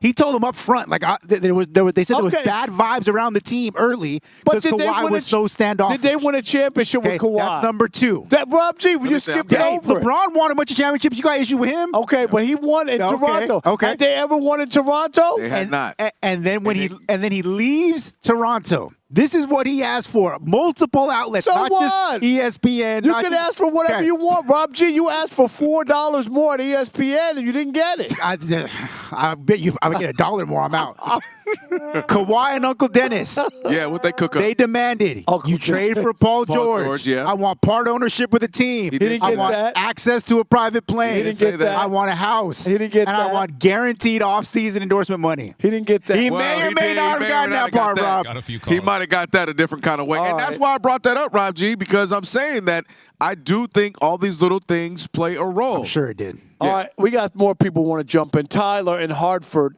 you're on the Odd Couple Fox Sports Radio. What's up, Tyler? Hey, man, love the show, but no disrespect. Thank you you. already know disrespect's about to be coming. But topic. You guys know, you guys are old enough or have been in the game. You know how this works. Oh, right? yeah. Like LeBron's one of those guys. He's going to be in the game. Plus, he's averaging decent numbers. And if you want someone off the team, why does it have to be Kawhi? Why not Chet Holmgren? Why not Chet, listen, Chet. No, I agree with you. I would push Chet off before I would. Well, that wouldn't be a hard push. You could just blow and Chet would fall off right there. Yeah, Chet is a really good player and all, but he's not an all-star this year. I completely agree with that.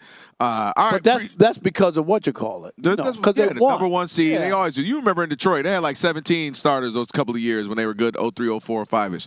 All right. Appreciate the calls on that. We got TJ Husmanzada on the other side. Right now, Steve DeSager, what is trending? Hey, Steve. Hey, let's look at the NBA scoreboard. You're clear. Third quarter, and Houston now leads the Pacers 71-61, 27 points for Alperen Şengün. Today, Charlotte won its 7th straight, beating New Orleans 102-95 in a comeback. Memphis has lost 6 in a row, but the Grizzlies lead in the second quarter against Minnesota 51-43.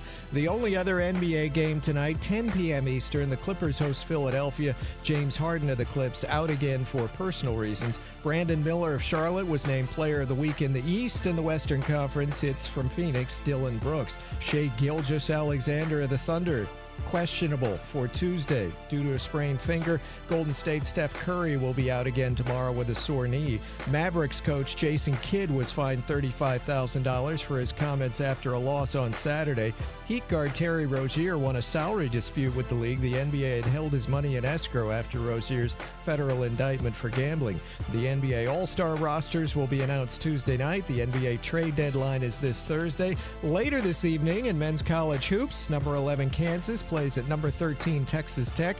Arizona remained the unanimous number 1 in the new polls. It'll play at Kansas next Monday. And then against Texas Tech, BYU, and Houston after that. Arizona is 22-0 at the moment. UConn still a unanimous number 1 in the women's basketball poll, the lone undefeated team at 23-0. Connecticut has beaten Louisville, Michigan, Iowa, and Tennessee so far. Among the 10 NHL games tonight, Buffalo leads 3-2 at Florida in the second period. End of one at Minnesota, Wild 2-1 over Montreal. Barry Trotz will step down as Nashville's general manager once a replacement is found. The NFL announced it will have a game in Paris next season with the Saints and one in Mexico City in December. It'll have a game in Mexico for the next 3 years. So the league will play 9 international games in 2026, the most on record, including 3 in London. The Rams will have a game in Melbourne. Florida State offensive coordinator Gus Malzahn retired. The Mariners acquired infielder Brendan Donovan in a 3-team trade. In 4 years with the Cardinals, his batting average was .282. Back to you. Thank you, Steve. Appreciate it. It is the Odd Couple, Rob and Kelvin. We are out here in San Francisco Radio Row. Going to be here all week, getting you ready for the big game happening on Sunday. And we do want to say that there's a story that just dropped from ESPN.com that the commissioner did address the lack of black coaches being hired in this cycle. And the headline is NFL to reevaluate approach after one minority coach hired this cycle. And that, of course, Robert Saleh, who is Lebanese. So very interesting. Yeah, I'm just reading the full story here, and I didn't hear any solution, by the way. Of course not. I heard a bunch of, well, we're going to try to see from time to time there's something we can do to evaluate. I'd hire TJ Houshmandzadeh. How about that? Yeah, Hoosh, matter of fact, he's out here coaching. He's coaching all the time. Hoosh, man, jump in on this, and then we can put a button on it. Rob and I have been talking about it. We've been beating this drum for a couple of weeks now. 10 new coaches. I knew it wasn't going to happen, No TJ. new head coaches. We knew because there was no real candidates. You've played in the league for so many years. You coach yourself. Why are there none happening, coaches being hired, black coaches? And then what would the remedy be if I sat you down, if I was Roger Goodell and said, all right, TJ Houshmandzadeh, what do we do? This is what happened.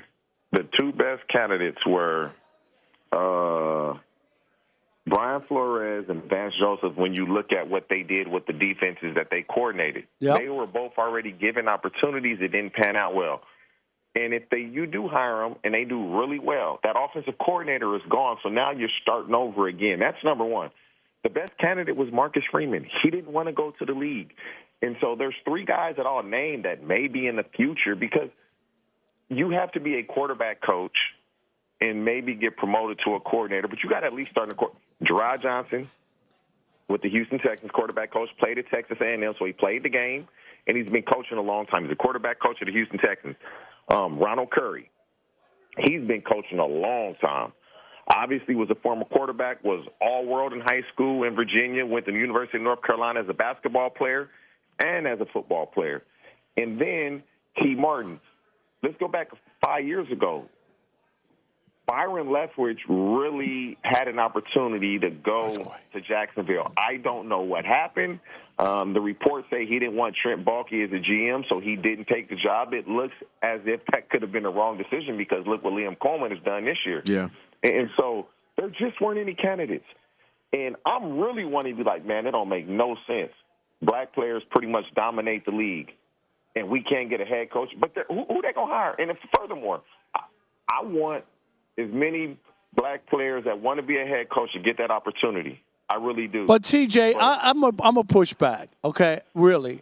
And here's my issue, is the people they're hiring, okay, you talk about offensive coordinators and all that, but some of the guys who got hired are not offensive coordinators. Yeah.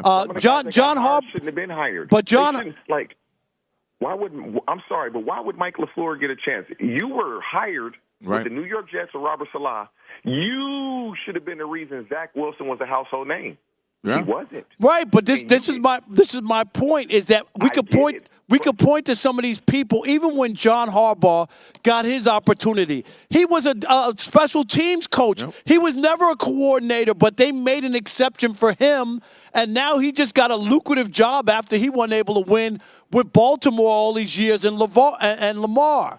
And then I'm looking at Jesse Mentor defense, Jeff Hafley defense. That should have been seriously considered. Give me 2. But that's the point, TJ. They've been having this whole accelerator program. They've been having the whole point of getting guys as special as coordinators so that they can have these candidates. But TJ, it's not just my argument to you is not to name the black guys, but give me the qualifications of the white guys who keep getting hired, and that's my issue. So for every black guy you tell me there's not a guy of, I can name you some of these guys and say why them other than they have the same last name or they had a cup of coffee and a sweet roll with McVay, Sean McVay, anybody who's been on his staff, they keep hiring him. Hey, Sean McVay's. Let's go back with Sean McVay's won one Super Bowl. My God, really?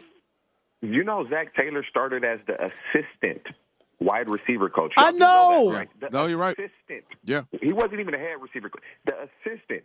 And so if you're the offensive coordinator on Sean McVay's staff, you're getting a head coach right. job. That's the most powerful position in football that's not a head coach. It's an offensive coordinator for McVay. And let me say one other thing. And this isn't talked about, and I'm going to talk about it because it drives me crazy. And if I'm wrong, tell me I'm wrong. But you just had a coach just step down, Mike Tomlin, with 19 years. TJ, where's his coaching tree?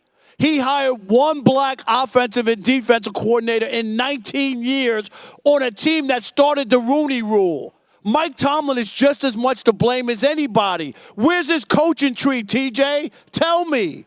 How does he not have four black head coaches? I can't argue with you. 19 years. 19 years. Give me one guy. He has not one guy as a coach. That's shameful. This is the thing, though. And when you're a black coach and you get hired, if you want to progress your people, you got to hire guys in position where they can move on. Now you just started something. Now they're going to turn around and do the same thing that you did because a lot of we know nepotism and cronyism is in full effect when it comes to professional sports. Especially the NFL. It's the worst, the nepotism. Yeah. You know who we need back? That's a fact. We need Bruce Arians back. He had Todd Bowles. He's You mentioned Todd Bowles, right? Todd Bowles, Byron Leftwich, Keith Armstrong, Harold Byron Goodwin. Leftwich was on that carousel for 2 or 3 years and ain't heard back from him That's since. what TJ was saying. Now that all these guys have left, Dave Canales, he was with Todd Bowles, head coaching job. Liam Coleman was with Todd Bowles, he not hiring no black OCs now. He not. He had Leftwich. He not. And his guys are moving on to become head coaches. Yeah. I think the Mike Tomlin story, nobody talks about it, and everybody likes Mike and all that other stuff. But I will say this, Rob. If I'm an owner of a team, you're not telling me to hire. That's just me. You're not telling me who I should be hiring. And you know what? You're 100% right. But you tell me, TJ, how did Donald Sterling lose his team? After being an NBA owner for 40 years, how did he lose his team, TJ? Because he gave it up or because the players forced him out? They forced him. They forced him. Okay. This will change. It's just going to take some time because if you go back in time, there weren't many black quarterbacks. And so now that there's more black quarterbacks in college, the J.T. Barretts of the world who's been coaching and these guys will now start to get these positions, and it's just up to them to be successful. Because you get the quarterbacks like the Wilsons that have played now, that are playing. The Deshaun Watsons, them dudes have made so much money. You think they're going to coach? No, but there's a lot of brothers who got a cup of coffee and a sweet roll in the league. But they can't get the quarterback coach job. They can't get that job if you're the because Mike Tomlin won't hire them. Is what I'm trying to get to you. If you're a black coach and you're not doing it, and why do I got to do it? Why would anybody else have to do it? If he ain't doing it, why I got to do it? I'll never forget one of my close friends. He wanted to be work on a Spike Lee movie in New York, Glenn, and he came to me and he's a white Jewish guy, and he was like frustrated that he couldn't get on to work on a movie. And I said to Glenn, Glenn, how many movies have you done before? He said, a lot. How many black people were on the movie staffs? He said, not any, small number, if any. I said, so if Spike Lee doesn't hire anybody black on these movies, who's going to hire them? And he said, you know what? That makes sense to me. Now I understand because you didn't even realize it when you were on the other movie set and nobody black was hired. So if the black coaches don't give these guys opportunities, all I'm saying, TJ, then you're right. It's not going to change. Say, well, if he ain't doing it, I ain't got to do it. Hey, TJ, who's out on our guest right now, our couple, Rob and Kelvin out here. I know this is heavy, TJ. It is. But I want to throw one more at you. Another thing that they asked Roger Goodell at this initial meeting today, this press conference today, they asked him about that. Then they also asked him about the idea of an 18th game. We know they started the 17th game in 2021. You as a player, you pro it, you don't want it, you want to go back to 16 if in a perfect world. How are you on the adding additional games? I think 18 games. If the players, if they're gonna get more money, they'll do it. But if it's just gonna break their salary into 18 games instead of adding an extra check, they don't want to. I don't think people realize. Yeah, the preseason playing 18 games. Number one, your body is beat up. You're gonna have more guys missing games. You're gonna have more injuries. Are you gonna expand the roster? How are you going to navigate this? 18 games is a lot of games, and they can say, oh, well, when you were playing, TJ, you guys were playing 4 preseason games. We wouldn't play but a series or 2 in the first game. The first quarter, and so we were in total probably playing 17 games, but the intensity of it is completely different. You're not even really – you don't even get nervous for a preseason game. You get nervous for every regular season game. You got the butterflies of the anxiousness. And so I don't like it, but it's going to happen. It's going to happen. Well, the last time they did it, the players buckled in. And you know what they did, TJ, and you noticed. You know how they got it? Less practice and the ability to smoke weed. No, but I'm saying that's what they got. Less practice and to smoke weed. This is what needs to happen. And this is what needs to happen. And I hope somebody is listening to me. If the players are going to play 18 games, listen to me very closely. You better get lifetime medical insurance because when you get age, buddy, you're going to need it.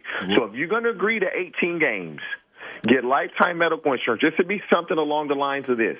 If you played X amount of years, you should get lifetime medical insurance. Now, you can get lifetime medical insurance for the guys that played 3, 4, 5 years. But 8, 9, 10 years, you have to have lifetime medical insurance because when you get close to 50 and past 50, you're going to need that. Yeah, and that's the thing I just think they're not going to do, Rob, to your point. I think they're going to give you an extra 5 years. We'll give you 5 more years on top of the 5 you already get. Hey, check this out. When I retired, the first 5 years out where you still have insurance, guess how many times I went to the doctor? You don't need insurance at that age. That's the problem. Guess how many times? None. 0. I didn't go to the doctor from when I retired, and I know this is terrible, for 8 years after I retired. The first time I seen a doctor was 8 years after I retired. And that's what I didn't even use it. Right. I didn't even use it. And they know that. They know it. That's why you aren't an anomaly. You are the norm. And you know what, TJ? I'm glad you said that on The Odd Couple because if you said it on another show, people might not have heard you. I'm just saying. No. Hey, Booze, we appreciate it, man. Hey, we're not going to talk to you real quick. 10 seconds for us. Who you got winning? Because we won't talk to you by the time the game on Sunday. Who you got winning?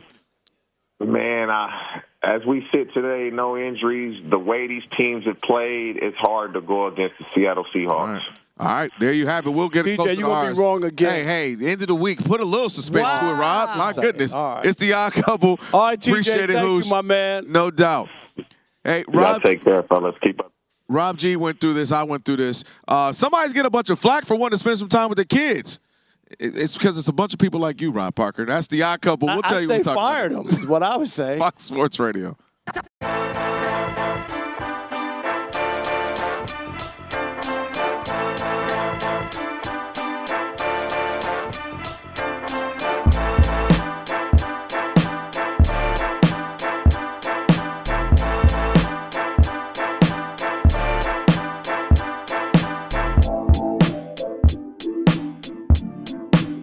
If you're a 50-year-old male. Chuck appeared on Sirius XM NBA radio, and they asked him about the Michael Jordan situation with NBC. Now, recall during the offseason when it was first announced that MJ would be joining the Peacock, we didn't know what he was going to be doing. They said it was going to be a special contributor to their NBA coverage. We didn't know if he was going to be in studio. We didn't know if he was doing interviews. We didn't know what exactly he was going to be doing. We didn't think he'd be involved in NBA debate talk. But we everybody was excited because he's such a recluse historically, and they wanted to hear what he had to say about the NBA. Well, now flash forward about a year, and we know exactly what his role is. His role was to record one sit-down interview with Mike Tirico. No plans for a second one. And they were going to release clips of it throughout the season. So Chuck went on SiriusXM today and said that he was excited to get Michael because Michael's the reason we all make money from the NBA, of course. But then he says, quote, you see this thing coming out with NBC, you're like, wait, y'all did one interview 5 months ago and you're going to sprinkle it in throughout the season? Come on, man. That's disingenuous by NBC. It's crazy. I'm disappointed the way it worked out. It's just a bad look, plain and simple. This is one of the times you hope what you thought would be true would not be the case, and it was. Michael Jordan is not the most entertaining. Michael Jordan is not the most thought-provoking, and is a complete contrast of his former best friend, Charles Barkley. Charles Barkley's honest. Charles Barkley's funny. Charles Barkley's thoughtful. You might not agree with him, but he's going to speak his mind, and he plays the game. You know, he'll play along and do stuff, and that's why he's been one of the best sports media personalities for the last 30 years. Michael Jordan hasn't. Michael Jordan wanted to get away from the fame. And so the idea of him coming back, you thought, maybe, just maybe. This was very lazy. They oversold it, and it was boring, and it was a waste of time of the greatest basketball player of all time. And it was also, again, the lack of creativity. You talked about this, Rob G., so I don't want to take you. But you and I were on the phone, and you're a producer extraordinaire. We know this. You're the GOAT. And one of the things you do, I had to host. I think Rob G. cheated before, but go ahead. I hosted a show where we had to do. It was a show that aired for the whole summer. It was a national show. It was like a, reality sports kind of competition show. And you brought the idea, I had to wear certain outfits and then switch and then wear this one because this is going to be the finale, but technically we're shooting it today. And you made it work so that it could work throughout an 8-week run throughout the summer. And the idea that you just sat Michael Jordan down, same old outfit, probably did a 45-minute interview, and that was it. You didn't mix it up. You didn't switch his outfit, switch it to at least lie to us, mix it up, and make us think you're postponing these conversations. Hey, Mike, the All-Star Weekend's coming up. It meant a lot to you. What was it like playing All-Star? Hey, Mike, what made you get in the dunk contest? You already had a name. You already were this guy in the league. You still did the dunk contest. Don't you think guys should do it now? That would have been something you could have had. Hey, Mike, competition and rivalries. Let's talk about that. Were the Pistons your big rivalry? Like interesting conversations that you could have had throughout the year. Switch up the outfits. There's no creativity. They oversold it. And then to me, you lose the credibility now if you try to bounce back with anything. And Mike Tirico talked about he hopes that they do it again. He'd love to do it again. I don't want to see this again, do you? I don't think anybody wants to see it. And a little bit of hope that we had, because Mike doesn't say anything really that interesting. He doesn't really do that much. The little hope you might have had is now gone. Charles Barkley is spot on. It was what I was concerned about after seeing the first one, and the idea that he would not be talking about the current players and dissecting or just whatever the about big news is. Right, the news of what's going on with the league. So I'm not overly surprised, because I just thought that this is what it was going to be, and it wasn't going to be something that we thought would be great. And I think that that's disappointing, because I want to hear from Michael Jordan. I really do. I want to hear from him. Mm-hmm. I think he has insight. I think he has, a know-how. He can speak to these things. And the first thing they gave us was load management. Rob G., what was that, week two or two into the league and season? Nobody was load managing at that time. So why was that such a big deal? It didn't even make sense. It the whole thing was misguided. It's a waste of God. And you're right. I do it all the time. We do a segment called A Bro You Need to Know. Mm-hmm. And it runs for every other week all baseball season. So I do like 13 of them. Yep.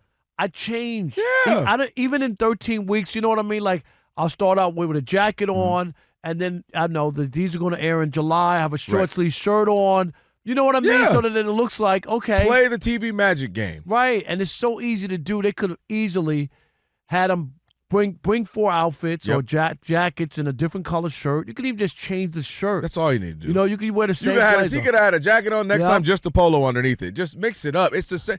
That's disrespectful to us in 2026 when there's so many different ways you can do things.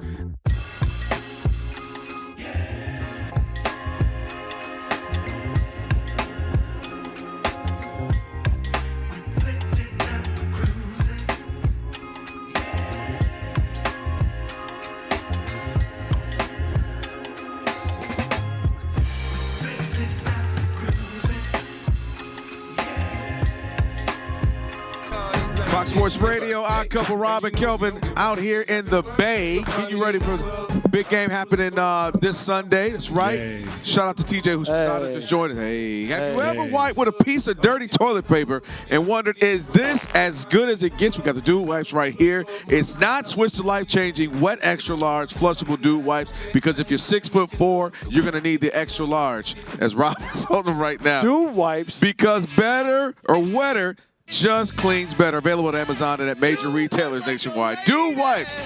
Best clean. Dude Wipe like a lady. And do me a favor. Don't let your pants fall down here like you did back in the studio in L.A.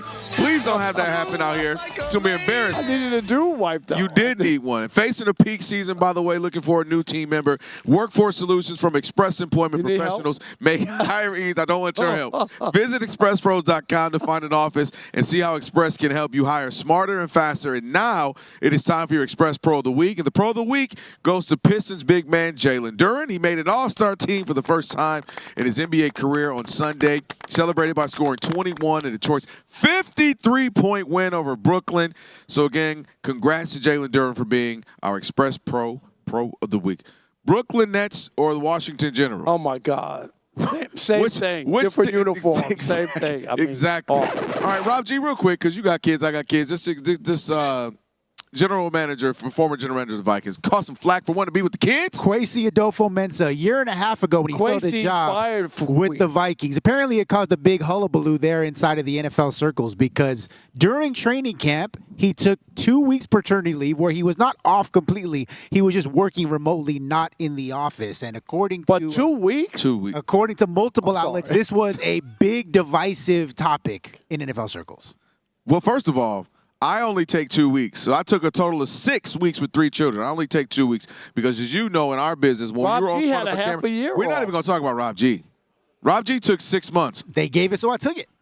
Yeah, I can't. On this side of the camera, different. You can't take much time off because you let somebody get too comfy in your seat. You know how it is, Rob. Rob G, you can't do it. No, you can't. So I took 2 weeks with each child. I would have loved to have taken more. Maybe I would advise somebody to take more if you get a chance.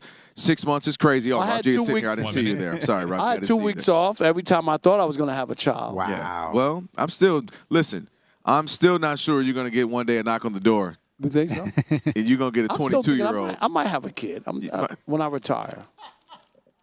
When I retire. Did you hear Elijah laugh so loud? Ain't said nothing all day. Alex, did you hear how loud Elijah? He was like, and then Stalker had to pound 3 chips to keep from laughing. And by the way, it was like that. On behalf of your preborn kid, thanks a lot, Dad, for being here when you're 82, and I'm going to get you for 2 years of life. But see, Rob you know Parker, what? I bet Rob G has better chances of getting somebody pregnant right Oh, now. wow. And I'm snipped. And that was the worst part about it. Elijah's laugh was like, you really think somebody's going to let you climb on top of them? I don't Like, is that what it was, Elijah? Well, I think that can happen. You got enough money. But the issue is, why the kid only get you for 5 years? Because I don't want to be bothered. 5, 4. We finally got to the truth. That's why I'm an investigative reporter. We are Fox Sports.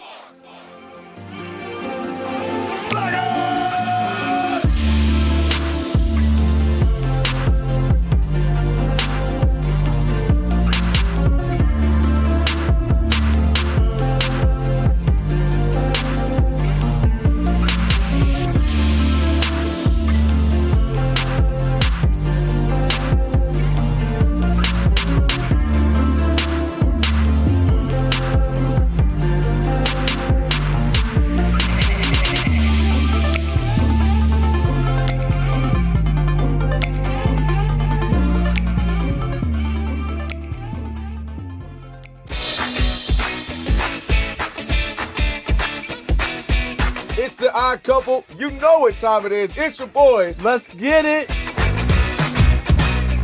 The Odd Couple is fun. Check. And informative. Check. What's up, America? You want to talk sports with 1.5 of the best-looking guys in the game? That game was incredible. You are wrong. You'll be king of the water cooler. What's it like working with Rob? Rob in his mind is like Chris Rock mixed with Richard Pryor, so I'm running out of fake laughs. Ha ha, Rob. Rob is very passionate, Son, you ain't ready for this. Well, I don't have BS in my game. I'm straightforward. I'm honest. You say Brady's the greatest quarterback of all time, but Eli Manning beat him twice. And, of course, it doesn't hurt that I'm right most of the time. Kelvin is the nice guy, wants to make everybody feel warm and fuzzy. You done? Let me tell you the truth. I bring the energy, a youthful energy. Rob's not gonna see this, is he? And I bring an honest opinion. Michael Jordan, I can't take it anymore. I need a break. I'm gonna go play baseball.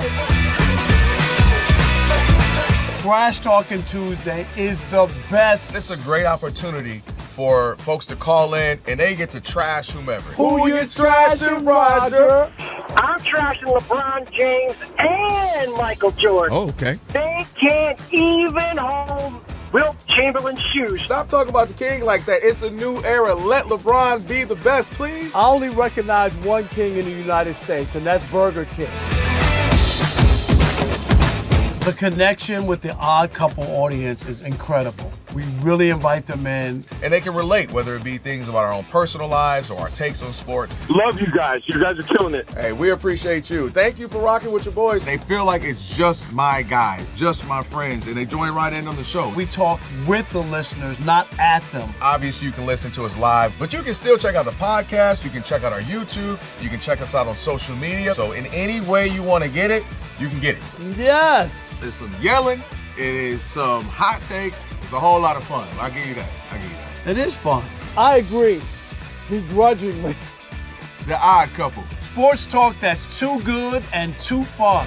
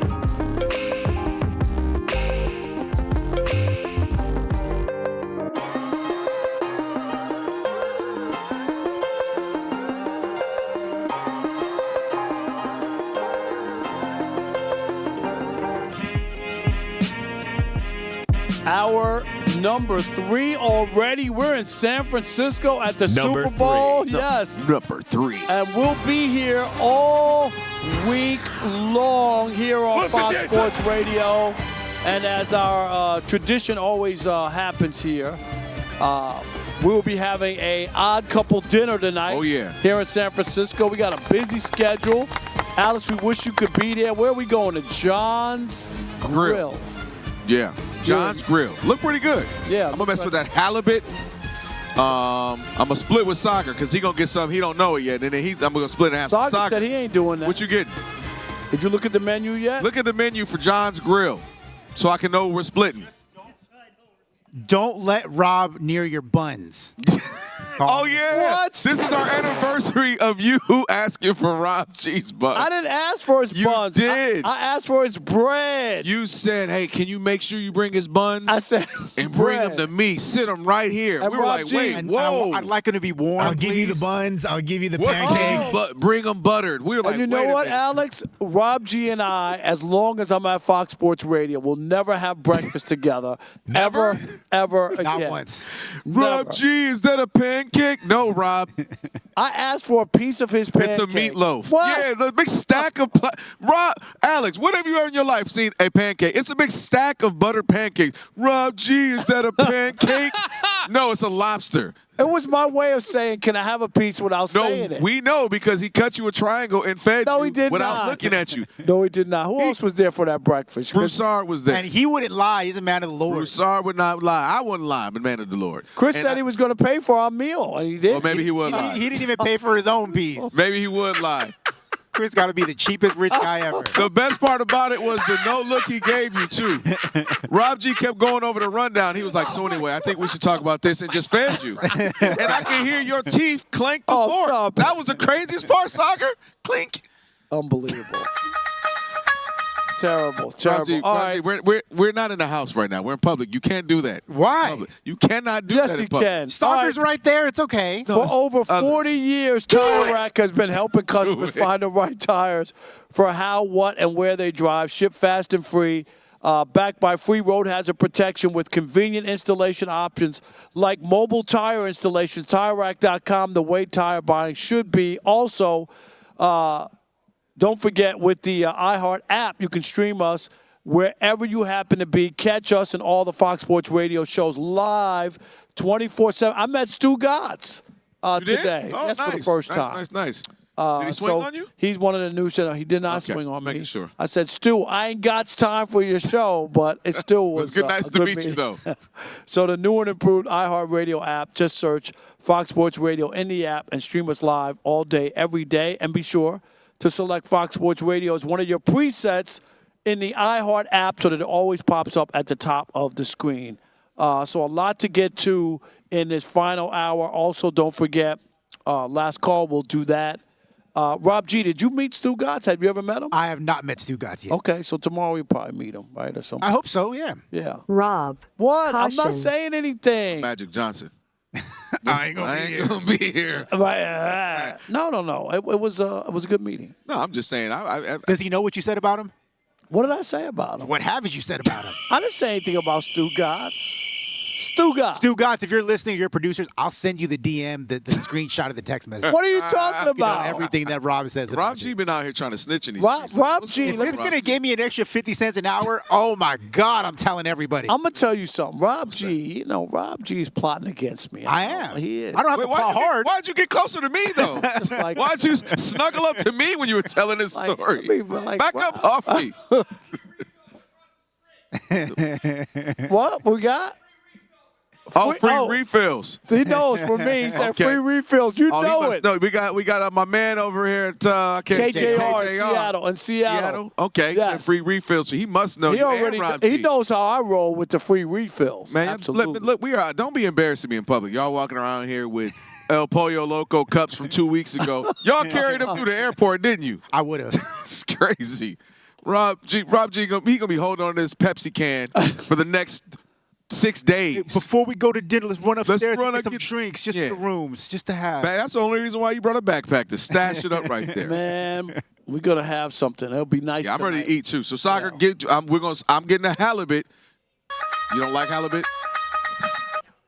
Lamb chops. The only thing that would have made this dinner better is if we had the matching sweaters on. We got in the same Uber with the matching sweaters. Well, look. Still early. Driving through San Elijah Francisco. has his He on. does have his Very on. nice. I got my new one. This pack. Ready to wear that. Yeah, one day. What day? I think Thursday. I'm a Thursday vibe. Thursday we're gonna all, because that's the big day. Everybody's here. We'll have our stuff on. All right, that's good. I got a couple for the week. Yes, lamb chops and halibut. We split it up, Soccer. I'm ready. Yeah, so that's all coming up after the show. But well, Rob, we're here because we're promoting the Super Bowl. We're not talking about the dinner we're having. We're not talking about my buns being buttered or whatever it is that we're saying. We're here.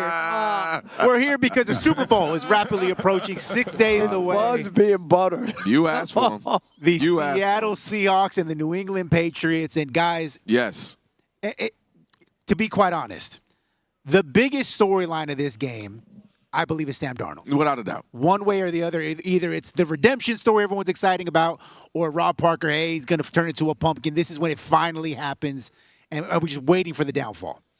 Well, his former teammate in Minnesota, Justin Jefferson, spoke with USA Today Sports and asked about, who he's rooting for in the Super Bowl. Is he happy to see his former teammate there? Of course he is. He's very excited to see Sam Darnold. But then he took it a step further, and he said this, quote, "Everyone knows the difficulty of the quarterback position this year, how we were dealt it." Talking about his own situation in Minnesota, J.J. McCarthy being hurt, so on and so forth.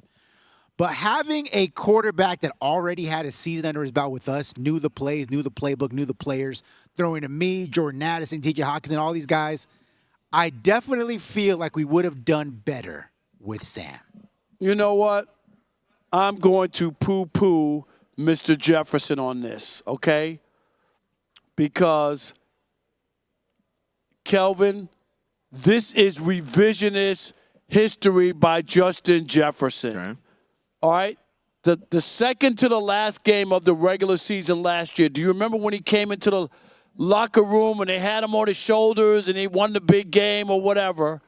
Then they had the last game of the year, right, where they had a chance to actually win the division over the Lions. They had the same record. And he turned in a stinker. Remember, in the first half, they were in the red zone time and time again, couldn't get the ball in, couldn't make the plays there. Then they have the poor playoff game against the Rams in that playoff game. So he ended the season on a really bad note and didn't play well because he played well during the regular year.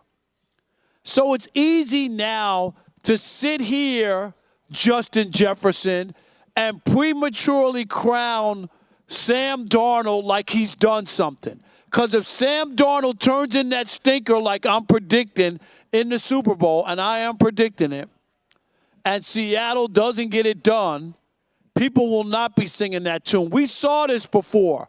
Can we get Chris Paul on line number one? Do you remember after they went up 2-0? The Suns went up 2-0 in that finals against Milwaukee. Everybody and their uncle, Chris Paul is the top 3-point guard of all time. Oh, my God, we knew it, blah, blah, blah, blah, blah. He's better than Isaiah Thomas. Hold up. But at that time, right? Then Chris Paul's Suns lose the next 4. Giannis goes off, and we haven't heard about Chris Paul and how he's a top 3-point guard of all time. And my point is, be careful before you crown people, because if he has a stinker and a bad one, I dare anybody go back to Justin Jefferson and say, hey, you still want Sam Darnold? Is that the same guy? Because, Rob G., you notice those numbers in those 2 games to end the season are the reason that they didn't want him around, okay? And that's what happened. In the last 2 games, Darnold combined for 23 off-target throws, according to ESPN's research, with 11 sacks. He was 43 for 81 passing, 1 touchdown, 1 interception, and didn't get it done. Had he played well or they won it, a playoff game or won a division, he would have been back. They would have pushed the J.J. McCarthy thing back. But they looked at that and said, man, he played well, but he turned into a pumpkin when we needed him most. Man, you want to go last 2 games of last year. Let's go to the last 3 games of this year. January 25th. You remember that versus the Rams? 346 yards, You got 3 the first touchdowns. half stats first? Yeah, for the first half of that game? Yeah. You're talking about this is the game versus the Rams in the NFC Championship game. No, that's what we're talking about. No, I'm talking about the game. No, let's pick that game. And then the second half, that's fine because you sat up here and told me about Josh Allen. Oh, but look what he came back and won it. And he came back and won it and beat the Rams, got to the NFC Championship game. Say Rams, who have been the foe that have had his number, said, smack, take that. Dude, I'm going to the Super Bowl now. So he has been good. And also, you're bringing up if he has a stinker in the Super Bowl. Well, guess where he will have been? In the Super Bowl. That's okay. And guess where the Vikings ain't been? To the Super Bowl. And you're talking about a team that was struggling. J.J. McCarthy struggled. And what I don't like about Justin Jefferson is different than you. What I don't like is you've been supportive of J.J. all year long. I actually like that. If you watch the games, and obviously, we got to see some of the games on national television, he's been supportive. Throws an interception, hey, man, you got it. He throws a bad third down pass, hey, man, you got it. Don't worry about it. He talked about them. I'll give you some of the things he even said about it. He said he's given us new energy, new soul, championship-level confidence. He goes on to talk about how his offseason, he refined his game, eliminated some of his bad habits, blah, blah, blah. He's been supportive of him. Stick with it. Not quietly at the barbershop on the text chat with your homies, you could be like, this dude sucks, or I wish we had Sam Darnold. So I actually don't like that he's been so vocal now about that. Don't go start bringing up your old boo. Rob G, you can't bring up no old girls with your wife. I can go bring up some old girls with my wife. So I don't like that end of it. Now, if this is after his career, sure, talk about it. This is what I have been saying with the Minnesota Vikings. They had to put all their chips on J.J. McCarthy, who I just didn't see being viable this early when you had a guy who had been 14-3 who played well. In fact, he played better last year, if you really want to go with it, than he did this year. But he finally made won some bigger games this year. And so now you're asking him to sit here. Yes, he is looking at the dude who was 14-3 last year, who goes 14-3 this year, who's in the Super Bowl, who's had some big games, and he's saying, man, that could have been us. We could have been the Chicago Bears. What do you mean? 14-3, 2 years in a row, They had two that different chance. franchises. They had that chance. And why can't we get another chance? Because Sam Darnold just had 20 turnovers, the most turnovers in the league. That same magic wasn't going to work. Why not? When Eli Manning had 25-28, people had more. Peyton Manning had turnovers, 20 turnovers in total ain't that bad. The Vikings in that division wouldn't have 20 turnovers. Maybe he has small hands because he fumbles a lot, he does too. Fumble a lot. And some guys have fumbleitis. He's got fumbleitis.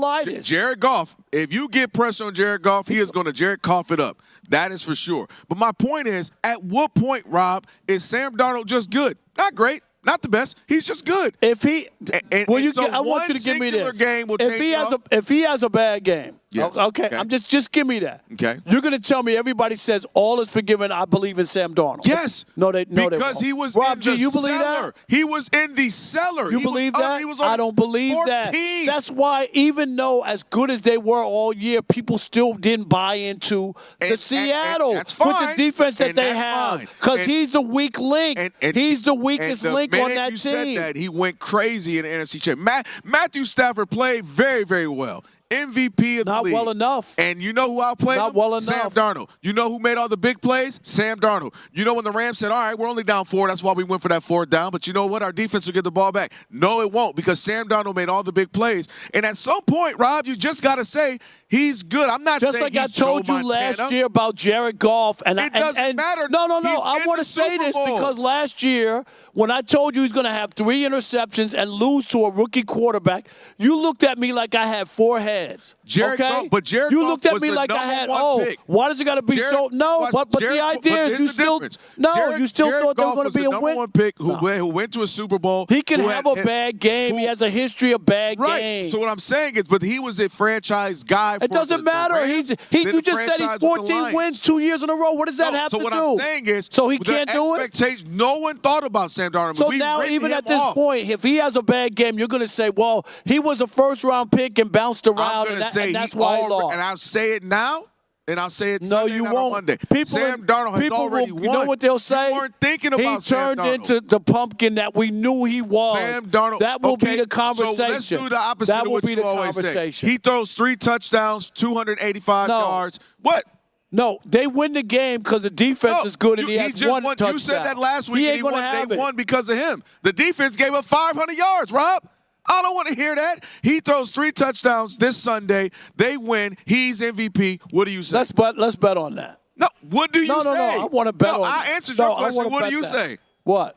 3 touchdowns, MVP. Look, and he looks great. I'm not going to. He looks like he did against the Rams. I'm not going to comment on hypotheticals. I'm not going to comment. Now you don't want to comment. You've been commenting for 40 years. Now you ain't got no comment. Look at you, boy. I'm glad we on YouTube, Elijah and Sagar, so they can see this ridiculous. What? Yo, always, he throws 3 interceptions. No, answer me this. He throws 3 touchdowns. Answer me this.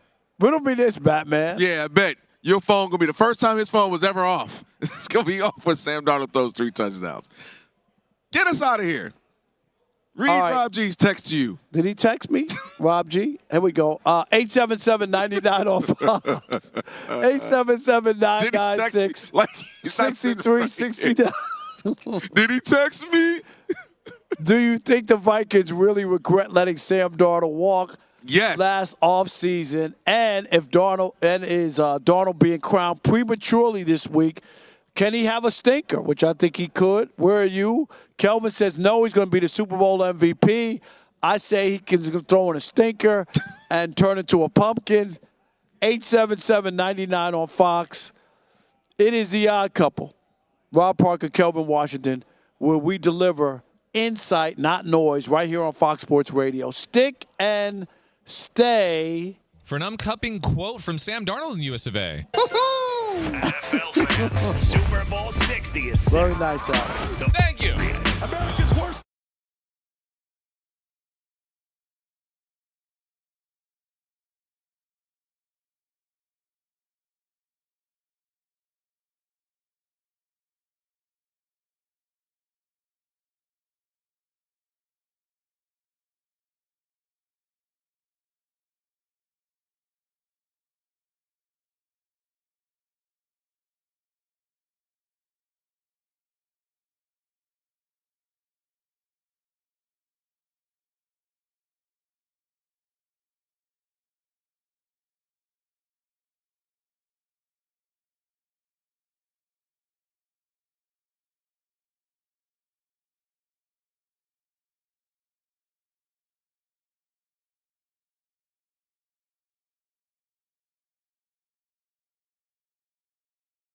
And catch all the videos from your favorite shows. 2 Pros and a Cup of Joe. Dan Patrick, Colin Cowherd. Wow. Cavino and Rich. The Odd Couple with Rob Parker and Kelvin Washington. The Jason Smith Show with Mike Harmon. And the Ben Maller Show. Fox Sports Radio. On YouTube. Subscribe, hit that thumbs up icon, and comment away. Mike Rowe here with a few thoughts on my favorite sweatshirt. A classic zip-up hoodie that used to be navy blue but has since faded to what the fashionistas call a distressed indigo. It's 13 years old, some more soft news as a flannel from the bathrobe, fallout of and after a few Bill hundred Belichick dirty jobs, snubbed demonstrably and undeniably indestructible. Tom Brady, we this heard is the from kind Tom of Brady today, sweatshirt was on an girlfriends like interview, to permanently and he borrow. kind of addressed But I've this, held and on to then this one because pivot I to got Tom it from Brady, American 'cause now the Giant. focus will go American Giant makes all their on the stuff other right team. here in the Go USA, ahead, Rob. so they can I don't understand it. I mean, I was with them every day. If he's not a first-ballot Hall of Famer, there's really no coach that should ever be a first-ballot Hall of Famer, which is completely ridiculous because people deserve it.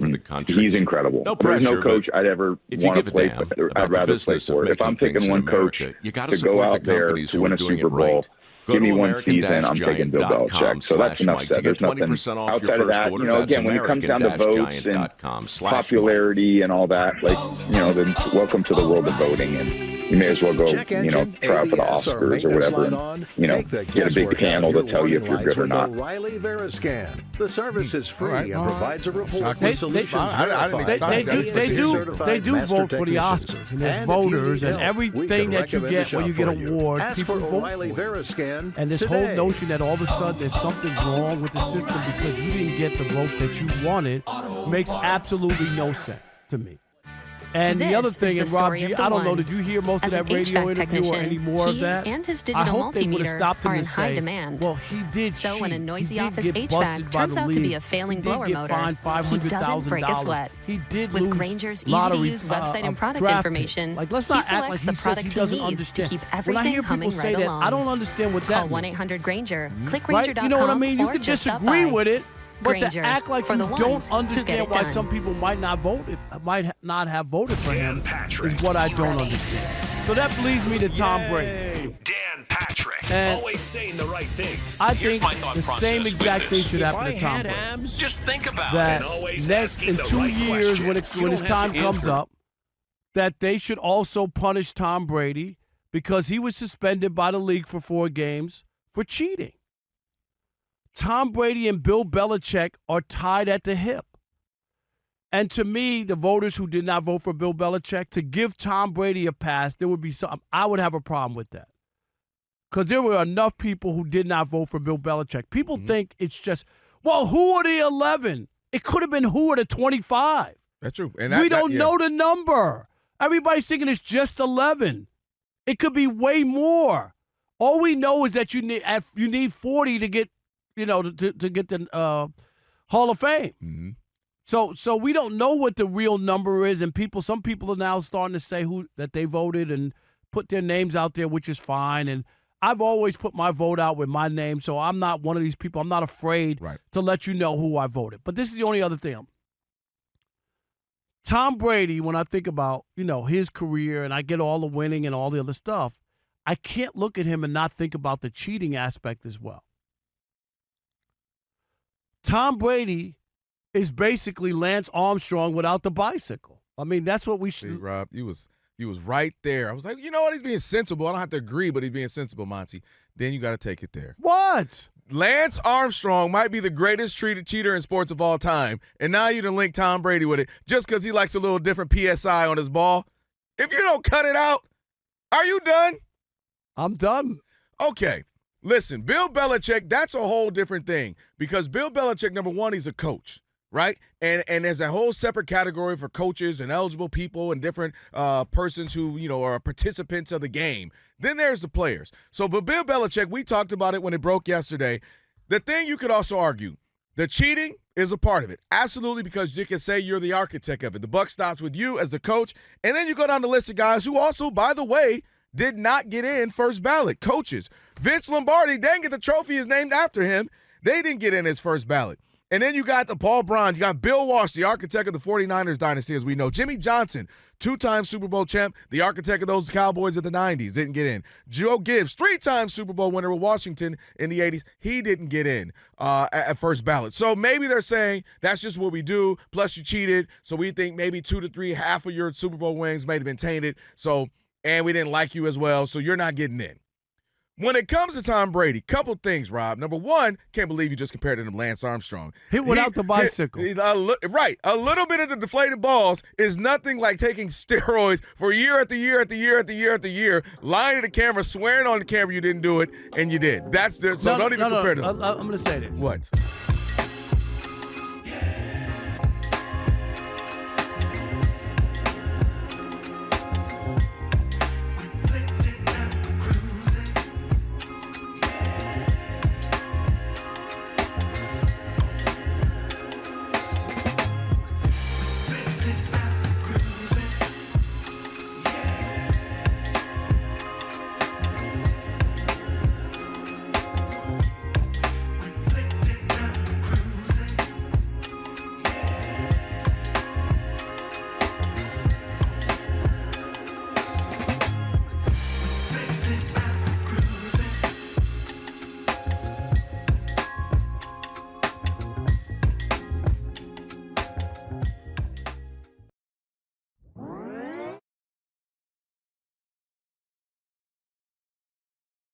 When we did that thing, Rob, or Alex, my bad, I'm sorry. I remember Acorn.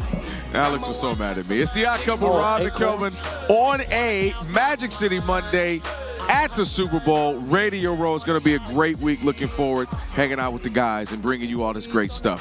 When the cold weather sets in, everyday aches and pains can linger, but Alev's got your back with up to 12 hours of body pain relief per dose. Aleve keeps you going with long-lasting body pain relief this winter, so try Aleve. Use as directed for minor aches and pains. And also check out the YouTube channel, Saga and Elijah working hard. We got it up right now, simulcasting. If you want to get a look at Radio Row, follow us too. We'll be putting stuff up on Instagram, all that good stuff. So go to Odd Couple FSR, subscribe, like, share, thumbs up, all that. We appreciate it. I want to say this to both you guys. What do you want to say? Considering the year I had with football, yeah. Can we both agree with that? No, you had a great. Okay. Thank you, Alex. Can you imagine Rob G, and Kelvin. Okay. If I'm right and Sam Darnold turns into a pumpkin, would that right? No, I'm telling you now. Rob G, would you have Scott, to boss here? would you have to bow down to me and acknowledge that? Oh my God, what a football year he's had. Define turn into a pumpkin. Have a couple of turnovers is the reason that they lose the game. So if he goes 2 touchdowns, 2 turnovers, is that pumpkin? Yeah, if they lose. Yeah, if they lose. What if they win and he has 2? No, he's already baked in his excuse. They got to lose. They got to lose. So Sam Darnold has a game. $180, rushes for 40, right. 1 touchdown, 1 interception, but they win. He's going to think, and it was the coaching, it was the defense, it was the special teams, it was the mascot. Everybody's going to get credit before Sam Darnold. You know that, right? You know that, right? Don't put your glasses on me when I'm talking to you. I'm never wrong. I'm just ahead of the narrative. I'm always ahead. And the best part, too, Rob G, he's going to win a Super Bowl. So what? He didn't win 2? No, I'm not going to do that. I'm not that guy. All right, Andre, in Massachusetts, you're on the Odd Couple Fox Sports Radio. What's up, Dre? Yeah, thanks for taking my call. How you doing? Thanks for taking the call. I feel like the folks in Minnesota, they feel like nobody puts Darnold in a corner. Nobody, okay, in their heart stick, right? Looking across the way and seeing Mr. Darnold take the Seattle Seahawks into the Super Bowl. Yes, they realize they made a preposterous, ridiculous decision, knee-jerk reaction, getting rid of him. Was it a bad game in a big moment? No doubt about it. It was 2 of them, Dre, not 1, 2. He had 2 bad games, the last 2 of the year.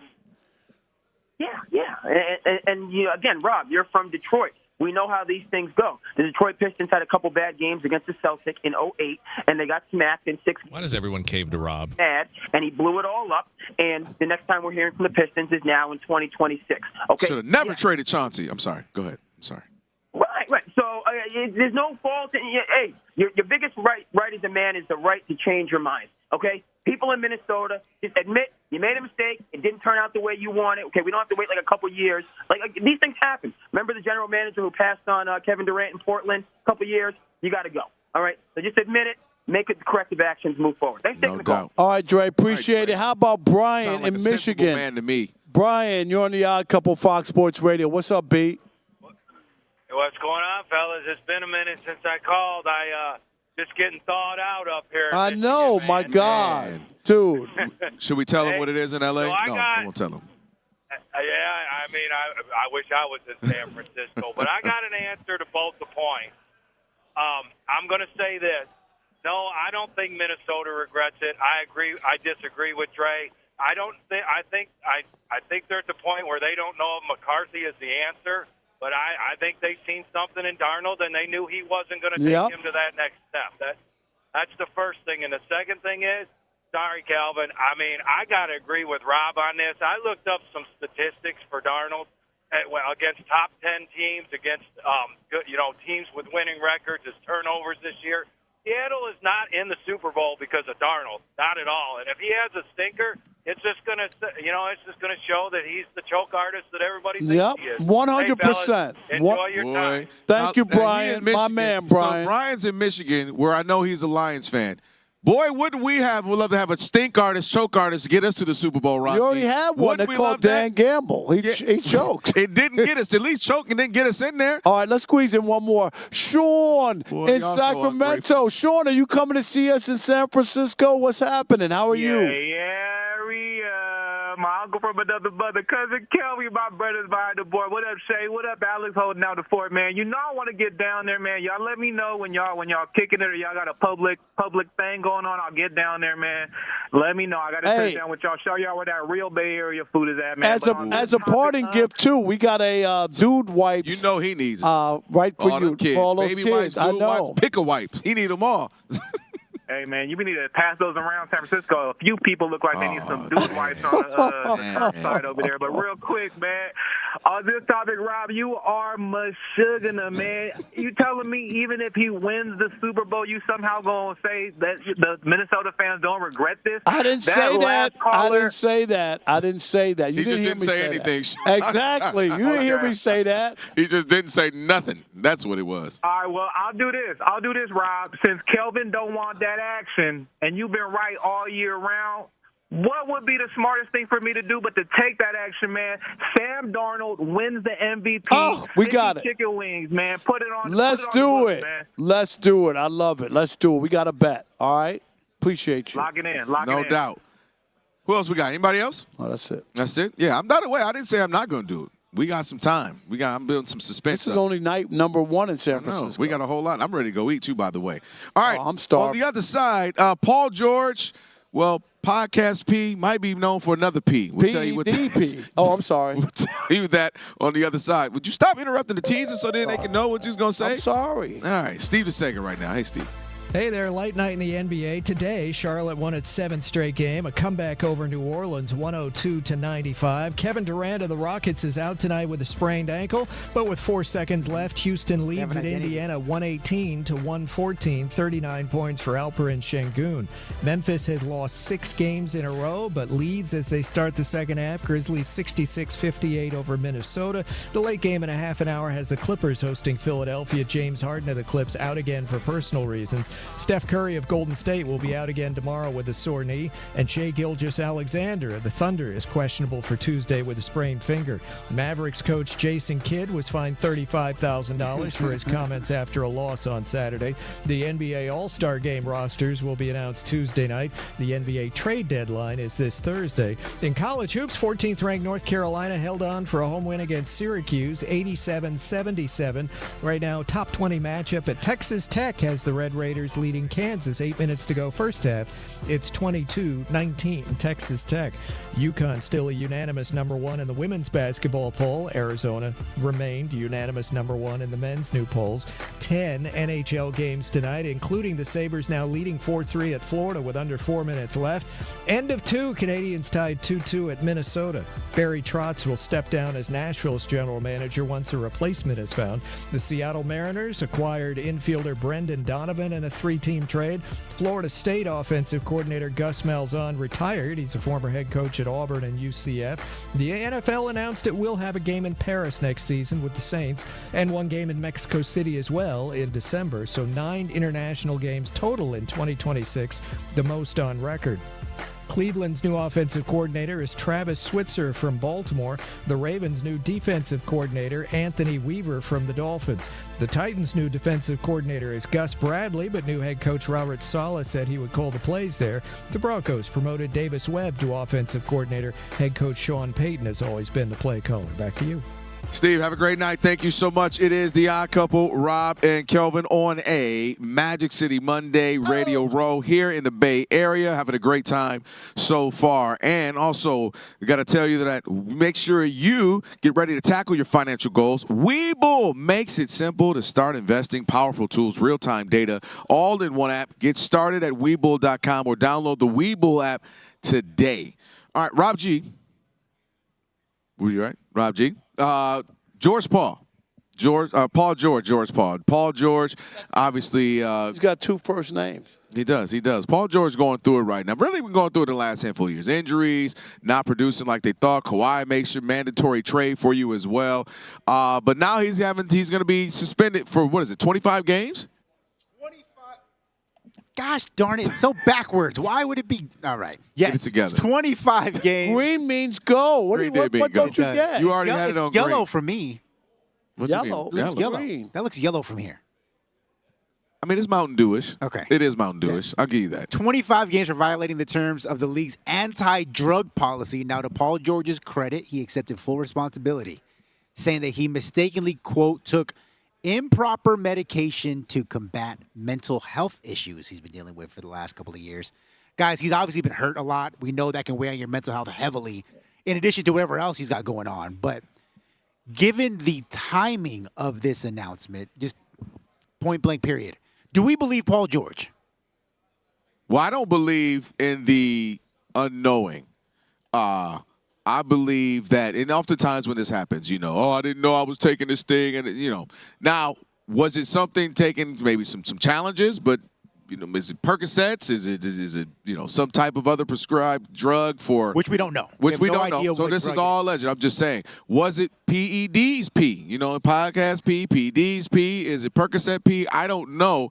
But the idea that you didn't know what you were taking or accidentally, I don't buy that. I'm very, very few times do I believe that. Anytime we hear, oh, I didn't know I was taking steroids, I thought I was taking it. I don't buy that usually because these guys are well trained. Yes, every now and again a doctor might have maybe.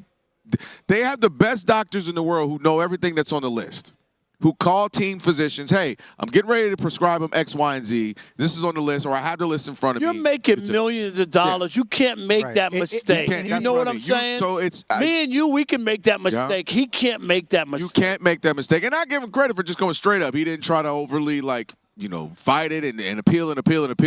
But no, I don't buy it. Simple as that for me, Rob. I don't buy it. You know what you taking. These guys this is not the 70s, 80s where those guys didn't know. They were smoking cigarettes after the game. These guys are well-trained. Their nutrition is taken at a very high level. They take these things seriously, what they put in their bodies. These guys are very meticulous, so I don't buy it. You? No. I just think that there's more than just you doing it. You talk about doctors, people you work with. You could call the team, their trainers. They have a list of everything. This is your career, your livelihood. You're supposed to know what's going on and what's happening and not fall into this. This is would be an amateur or somebody who's not making millions of dollars. Yeah, rookie or something, okay. For rookie, you can't do that. Second-year guy, I get it. You don't know. I'm just doing whatever. He's been in the game way too long. He has, too big of a platform, if you will. He's known. He's obviously doing podcasts you know it. And maybe he didn't have time to do the details. Here you go again, trying to turn off every athlete's mic. Turn your podcast off. Boy, I got off the plane today. He did turn the podcast off, remember? Yeah, he did, because it was so bad in Philadelphia. He was like, let me focus. Yeah, I saw Ryan Clark and Fred Taylor, the pivot, and first thing I said to them, hey, my co-host wants me to tell y'all, turn y'all mics off. That was the first thing I saw Ryan Clark. I didn't tell him. Often, a couple of times it's happened to me out in Bristol where the rental car place thought I was him. Ryan Clark? That happened to me twice. You always get people think you're somebody else. Yeah, true story. Go Anybody up there, think Bristol. you're Kelvin Washington? Yeah, that's all the people who watch Spectrum News 1. But do they know you as Kelvin Washington, or is it Newsman? Hey, Newsman! I've not seen you on the news before. There's that, it's the other one. It's the old black dude. Come here, hey, young brother, I ain't gonna hold you up, brother, but keep doing what you're doing when you do what you're doing. I see you, brother. I need you. Or it's, oh my gosh, we watch you every morning. Or it's my own co-host. Or Fox. Bah humbug when he turns me on. When I turn my TV on in the morning. Bah humbug. I need a text from you. Can that be in the group chat? No. Hey man, I love watching you every morning, brother. It's just an honor to work next to you. Can I get that in the group chat? You're asking for a lot. But I will say, people, once they have you locked in somewhere, I still get, you're the guy from ESPN. Oh, yeah, I've been working there in more than a decade. Right. Do you know what I mean? No, and people I still get once Marcellus. you get burnt into that, you know what I mean? People still, oh man, you and Marcellus. I'm like, man, that was almost 10 years ago. Well, that's because Marcellus is so loud and he's giving those takes. Don't do that. So, Alex, that's why people still associate you with Marcellus. Don't do that. Alex, don't play that. Don't play that. Can't do it. No, don't do it. Why? You can't do it. This is back to you. Yeah, I do it. Yeah, so you had me getting up I'm the going plane. to break it down. You in San Francisco. I'm going to break it down for you. All right, come on. Now you about to make me have battle of the co-hosts. Can we call Marcellus and play it for him? He might like it. He would laugh. One thing I'll give Marcellus for the most part, he is good at, taking the butt of the joke. He doesn't mind. And then, if nothing else, he's going to get a video out of us making fun of him, so he'll be able to make a video. You better stop it. All right? Now, one thing he don't like to fight, but he might swing on you.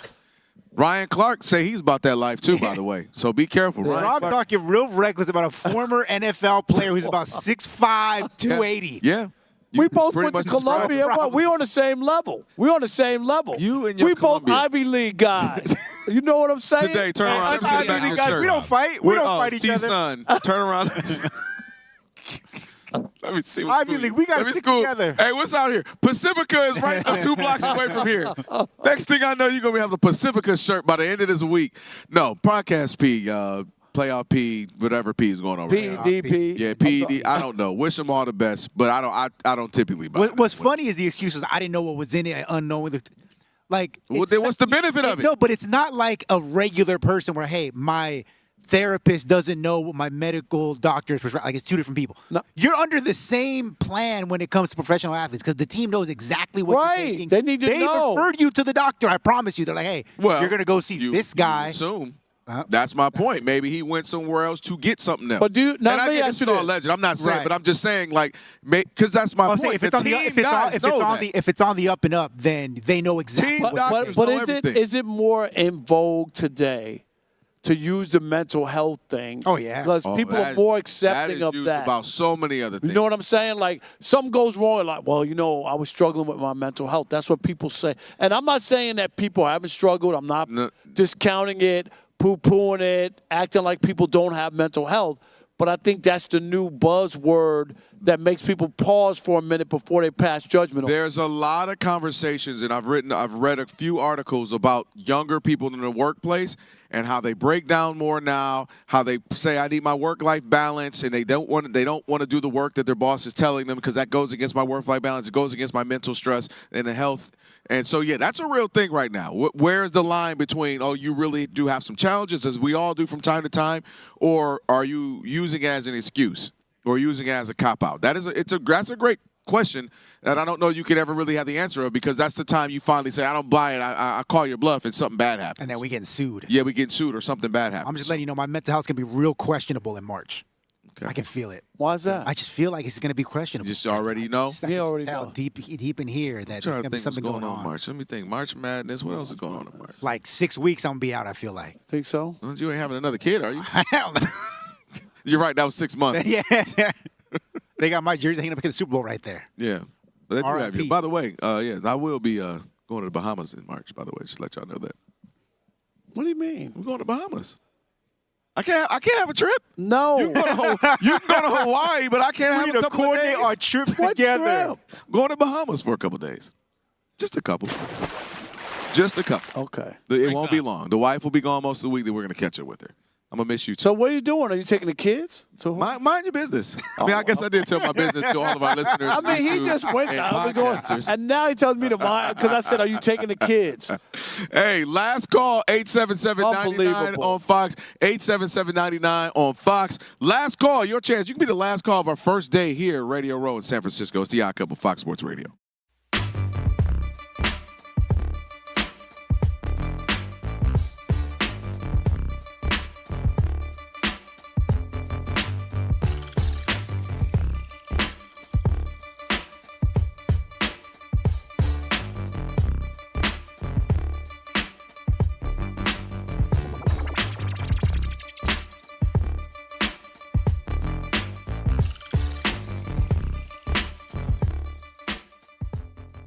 Bill Belichick, what is 8-time Super Bowl champion coach? So you're giving all the details. Did not, N-O-T, get voted in the first ballot for his first year for the Pro Football Hall of Fame, falling short of the 40 of the 50 votes he needed to get in on the first ballot. We got conflicting reports, though, coming out. We have ESPN on one, Sports Illustrated on another. ESPN reported that Bill Polian, former Colts exec, was one of the guys pounding the table saying, no, between Spygate, between Deflategate, we cannot reward that kind of behavior. He's going to have to wait at least 1 year before we vote in Bill Belichick for the Hall of Fame. SI has reported since then, in the last 30 minutes, that they've spoken to Polian directly. He says that's, quote, totally and categorically untrue. I voted for him. So I don't know who it was in that meeting room that said, no, we're not going to have it. But there's a lot of votes. He didn't get 40 out of it. Bill Belichick, N-O-T in the H-O-F. And I think this is spot on. And I want to keep it on Belichick, but I believe that this should happen to Brady as well. Kelvin, you can't do it. You can't go Bonds and Clemens can't get in. They cheated. And then you're looking at Bill Belichick, and you're going to give him an excuse. He was suspended, fined by the league. Remember, the largest fine in the history of the NFL for a coach. And don't forget the last thing was 2019 when they got busted in Cincinnati. You remember? And people were like, well, they always beat the Bengals. Why would he be cheating? Remember, they had a new coach at that time, and he didn't have the signal. So he sent a camera crew to Cincinnati to get him, and they got busted. I believe this is right. Congrats to the football writers who did not reward this guy who's cheated. I don't think he should get in at all. Forget about first ballot, second ballot, third ballot. I don't believe he should get in because he did cheat. Well, that's where I want to take this, because to me, if you look at it almost from a legal standpoint, what's the precedent they're setting? Are they setting that, hey, when you talk about somebody in the Hall of Fame, you go, if I say Barry Sanders, you say Hall of Fame running back. You don't say first ballot, second ballot, barely got in ballot. You just say Hall of Famer. To me, either you're a Hall of Famer or you're not. And that's where I'm going with this. So I'm wondering, is this just enough for them to say, well, we know you're going to get in, but dang it, you're not going in first ballot? Or are they trying to make a loud statement and say, you're not getting in? But here's the thing. That's what I find interesting in this, because only because Kraft didn't get in. I think that because you look at it and go, Kraft wasn't coaching. Kraft wasn't getting the signals. You can make a case for Kraft that he's just the owner of the team. Right, but I think the part with that would be you're orchestrating this, right? Because the buck always has to stop with somebody, right? If you and I are acting crazy on the team, you're saying what do we say? You're going to take the owner out and then let Belichick get in? No, that's what I'm saying. I wonder if this is a loud message saying, we know you're great. That's not deniable in the lexicon of conversation. But in the Hall of Fame, we're not going to vote you in. And I was talking to Rob G, same thing you mentioned. Barry Bonds, everybody knows he's great. He's one of the Everybody greatest knows we've Roger ever Clemens is seen. great. We know that. Yes. But based off principle, whether you agree or not, the voters aren't going to let you in. And with this, it was interesting. Now, the other side of this, to the trifecta, if you will, the three-headed monster, is Tom Brady. Because Tom Brady is in bed with the NFL, heavy. See, Bill Belichick, NFL kind of didn't want him. He got upset. I'm going to go coach college. I'm going to push back just a little bit. The writers have nothing to do with the league. True. I agree. I agree. So the writers are the ones who vote, and it's just like with baseball. Like, it's not baseball. Like, they don't control the voters as a Hall of Fame voter. I just wonder if Tom Brady will get if you were to look at it and you said, all right, if I had to vote for one of these, because obviously that run of 20-plus years, I has to be represented in NFL. If I have to pick for one, I'm going to at least vote for the guy who did it on the field. But here's why. And I do wonder if maybe he'll get it, but this is a loud indictment because Robert Kraft, but you're tarnished. I'm telling you, what they've done to Bill Belichick. Yeah. You won 6 Super Bowls. You're not a first-ballot Hall of Famer? Because if he's not, then who is? Nobody is. Exactly.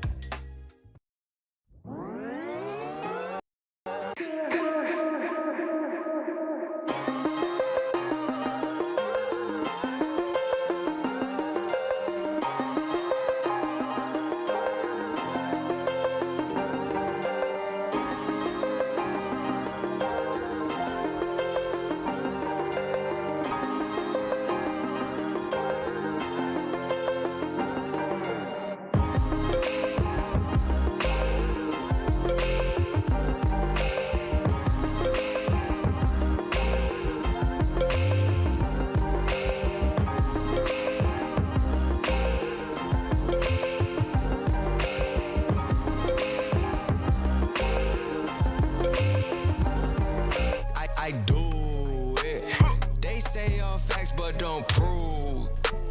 You in my way, need to move. Fox Sports Radio, iCouple, one more time for us on this first day Radio Row, San Francisco. Going to be a great week. Rob and Kelvin out here. And been fun so far already. Should be only getting better throughout the rest of the week. And have you ever wiped with a piece of dry toilet paper and wondered, is this as good as it gets? Well, it's not. That's right. Switch to life-changing Wet Extra Large Flushable Dude Wipes because wetter just cleans better. Available at Amazon and at major retailers nationwide. Dude Wipes, best clean, pants down. And go to Fox Sports Radio. Was that Instagram? You just showed me that your dude wipes like a lady? Was that Instagram? Instagram, and it's on Twitter. Twitter, right? Yeah, it's on there too. So you got to check it out. It's not bad. Elijah did a great job. First of all, Rob G, if you don't tell this man to let Elijah work, we're here at our biggest moment. This is the biggest week of our year. Elijah's got 196 things to do, and you making him do videos. Well, wait a minute. I hit Elijah up when he was at the airport yesterday trying to get a video made too. Elijah was like, "Oh, can you?" He finally told you no. Oh, can you stop? No, he was going to do it, but then I got somebody else to do it to give him a break. Oh, I thought you were going to say. Then I came to my senses. Was like, man, Elijah, that might be doing too much. All it says to Elijah is that I have confidence in him. I think he's the best doing what he's doing. And I blame him for doing great work. That's why sometimes, Elijah, you got to do bad work so then somebody go, ooh, never mind. Because when you do good work and you say yes, he'll never want to hear no. He does great work. It is now time for Last Call. This is the last call.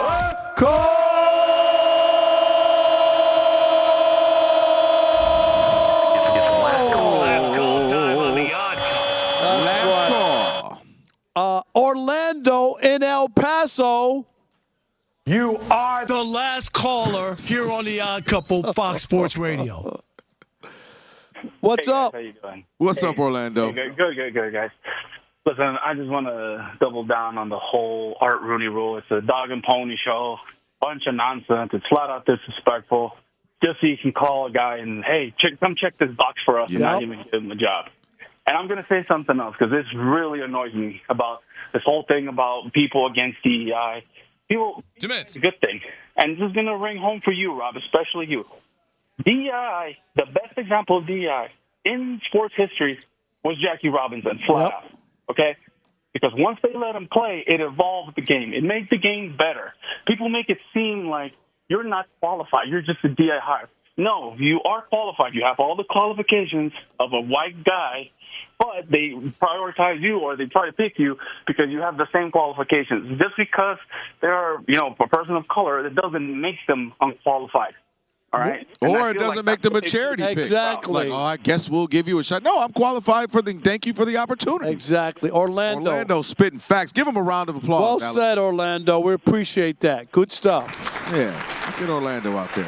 But he brought up a great point. And I mentioned this earlier. We're talking about when someone brought up Mike Tomlin. I was saying that, again, why has to be exceptional? Why can't there just be these random opportunities that these random coaches get? We go, who's that guy? Where'd that come from? Where'd he come from? Yeah. Oh, yeah, he had a cup of coffee in a sweet roll with Sean McVay. Yep. So they hired him as a head coach. Or you're just terrible, get fired, and get rehired. We see it in the NBA. We see the NFL just retreads. Same thing. But these, again, the black coaches don't get opportunities, and they're not even getting these big opportunities in college where at least they can have that opportunity to go from that ranks to the NFL, and that's a big part of it. Oh, I know exactly where our restaurant is. I do. I passed it.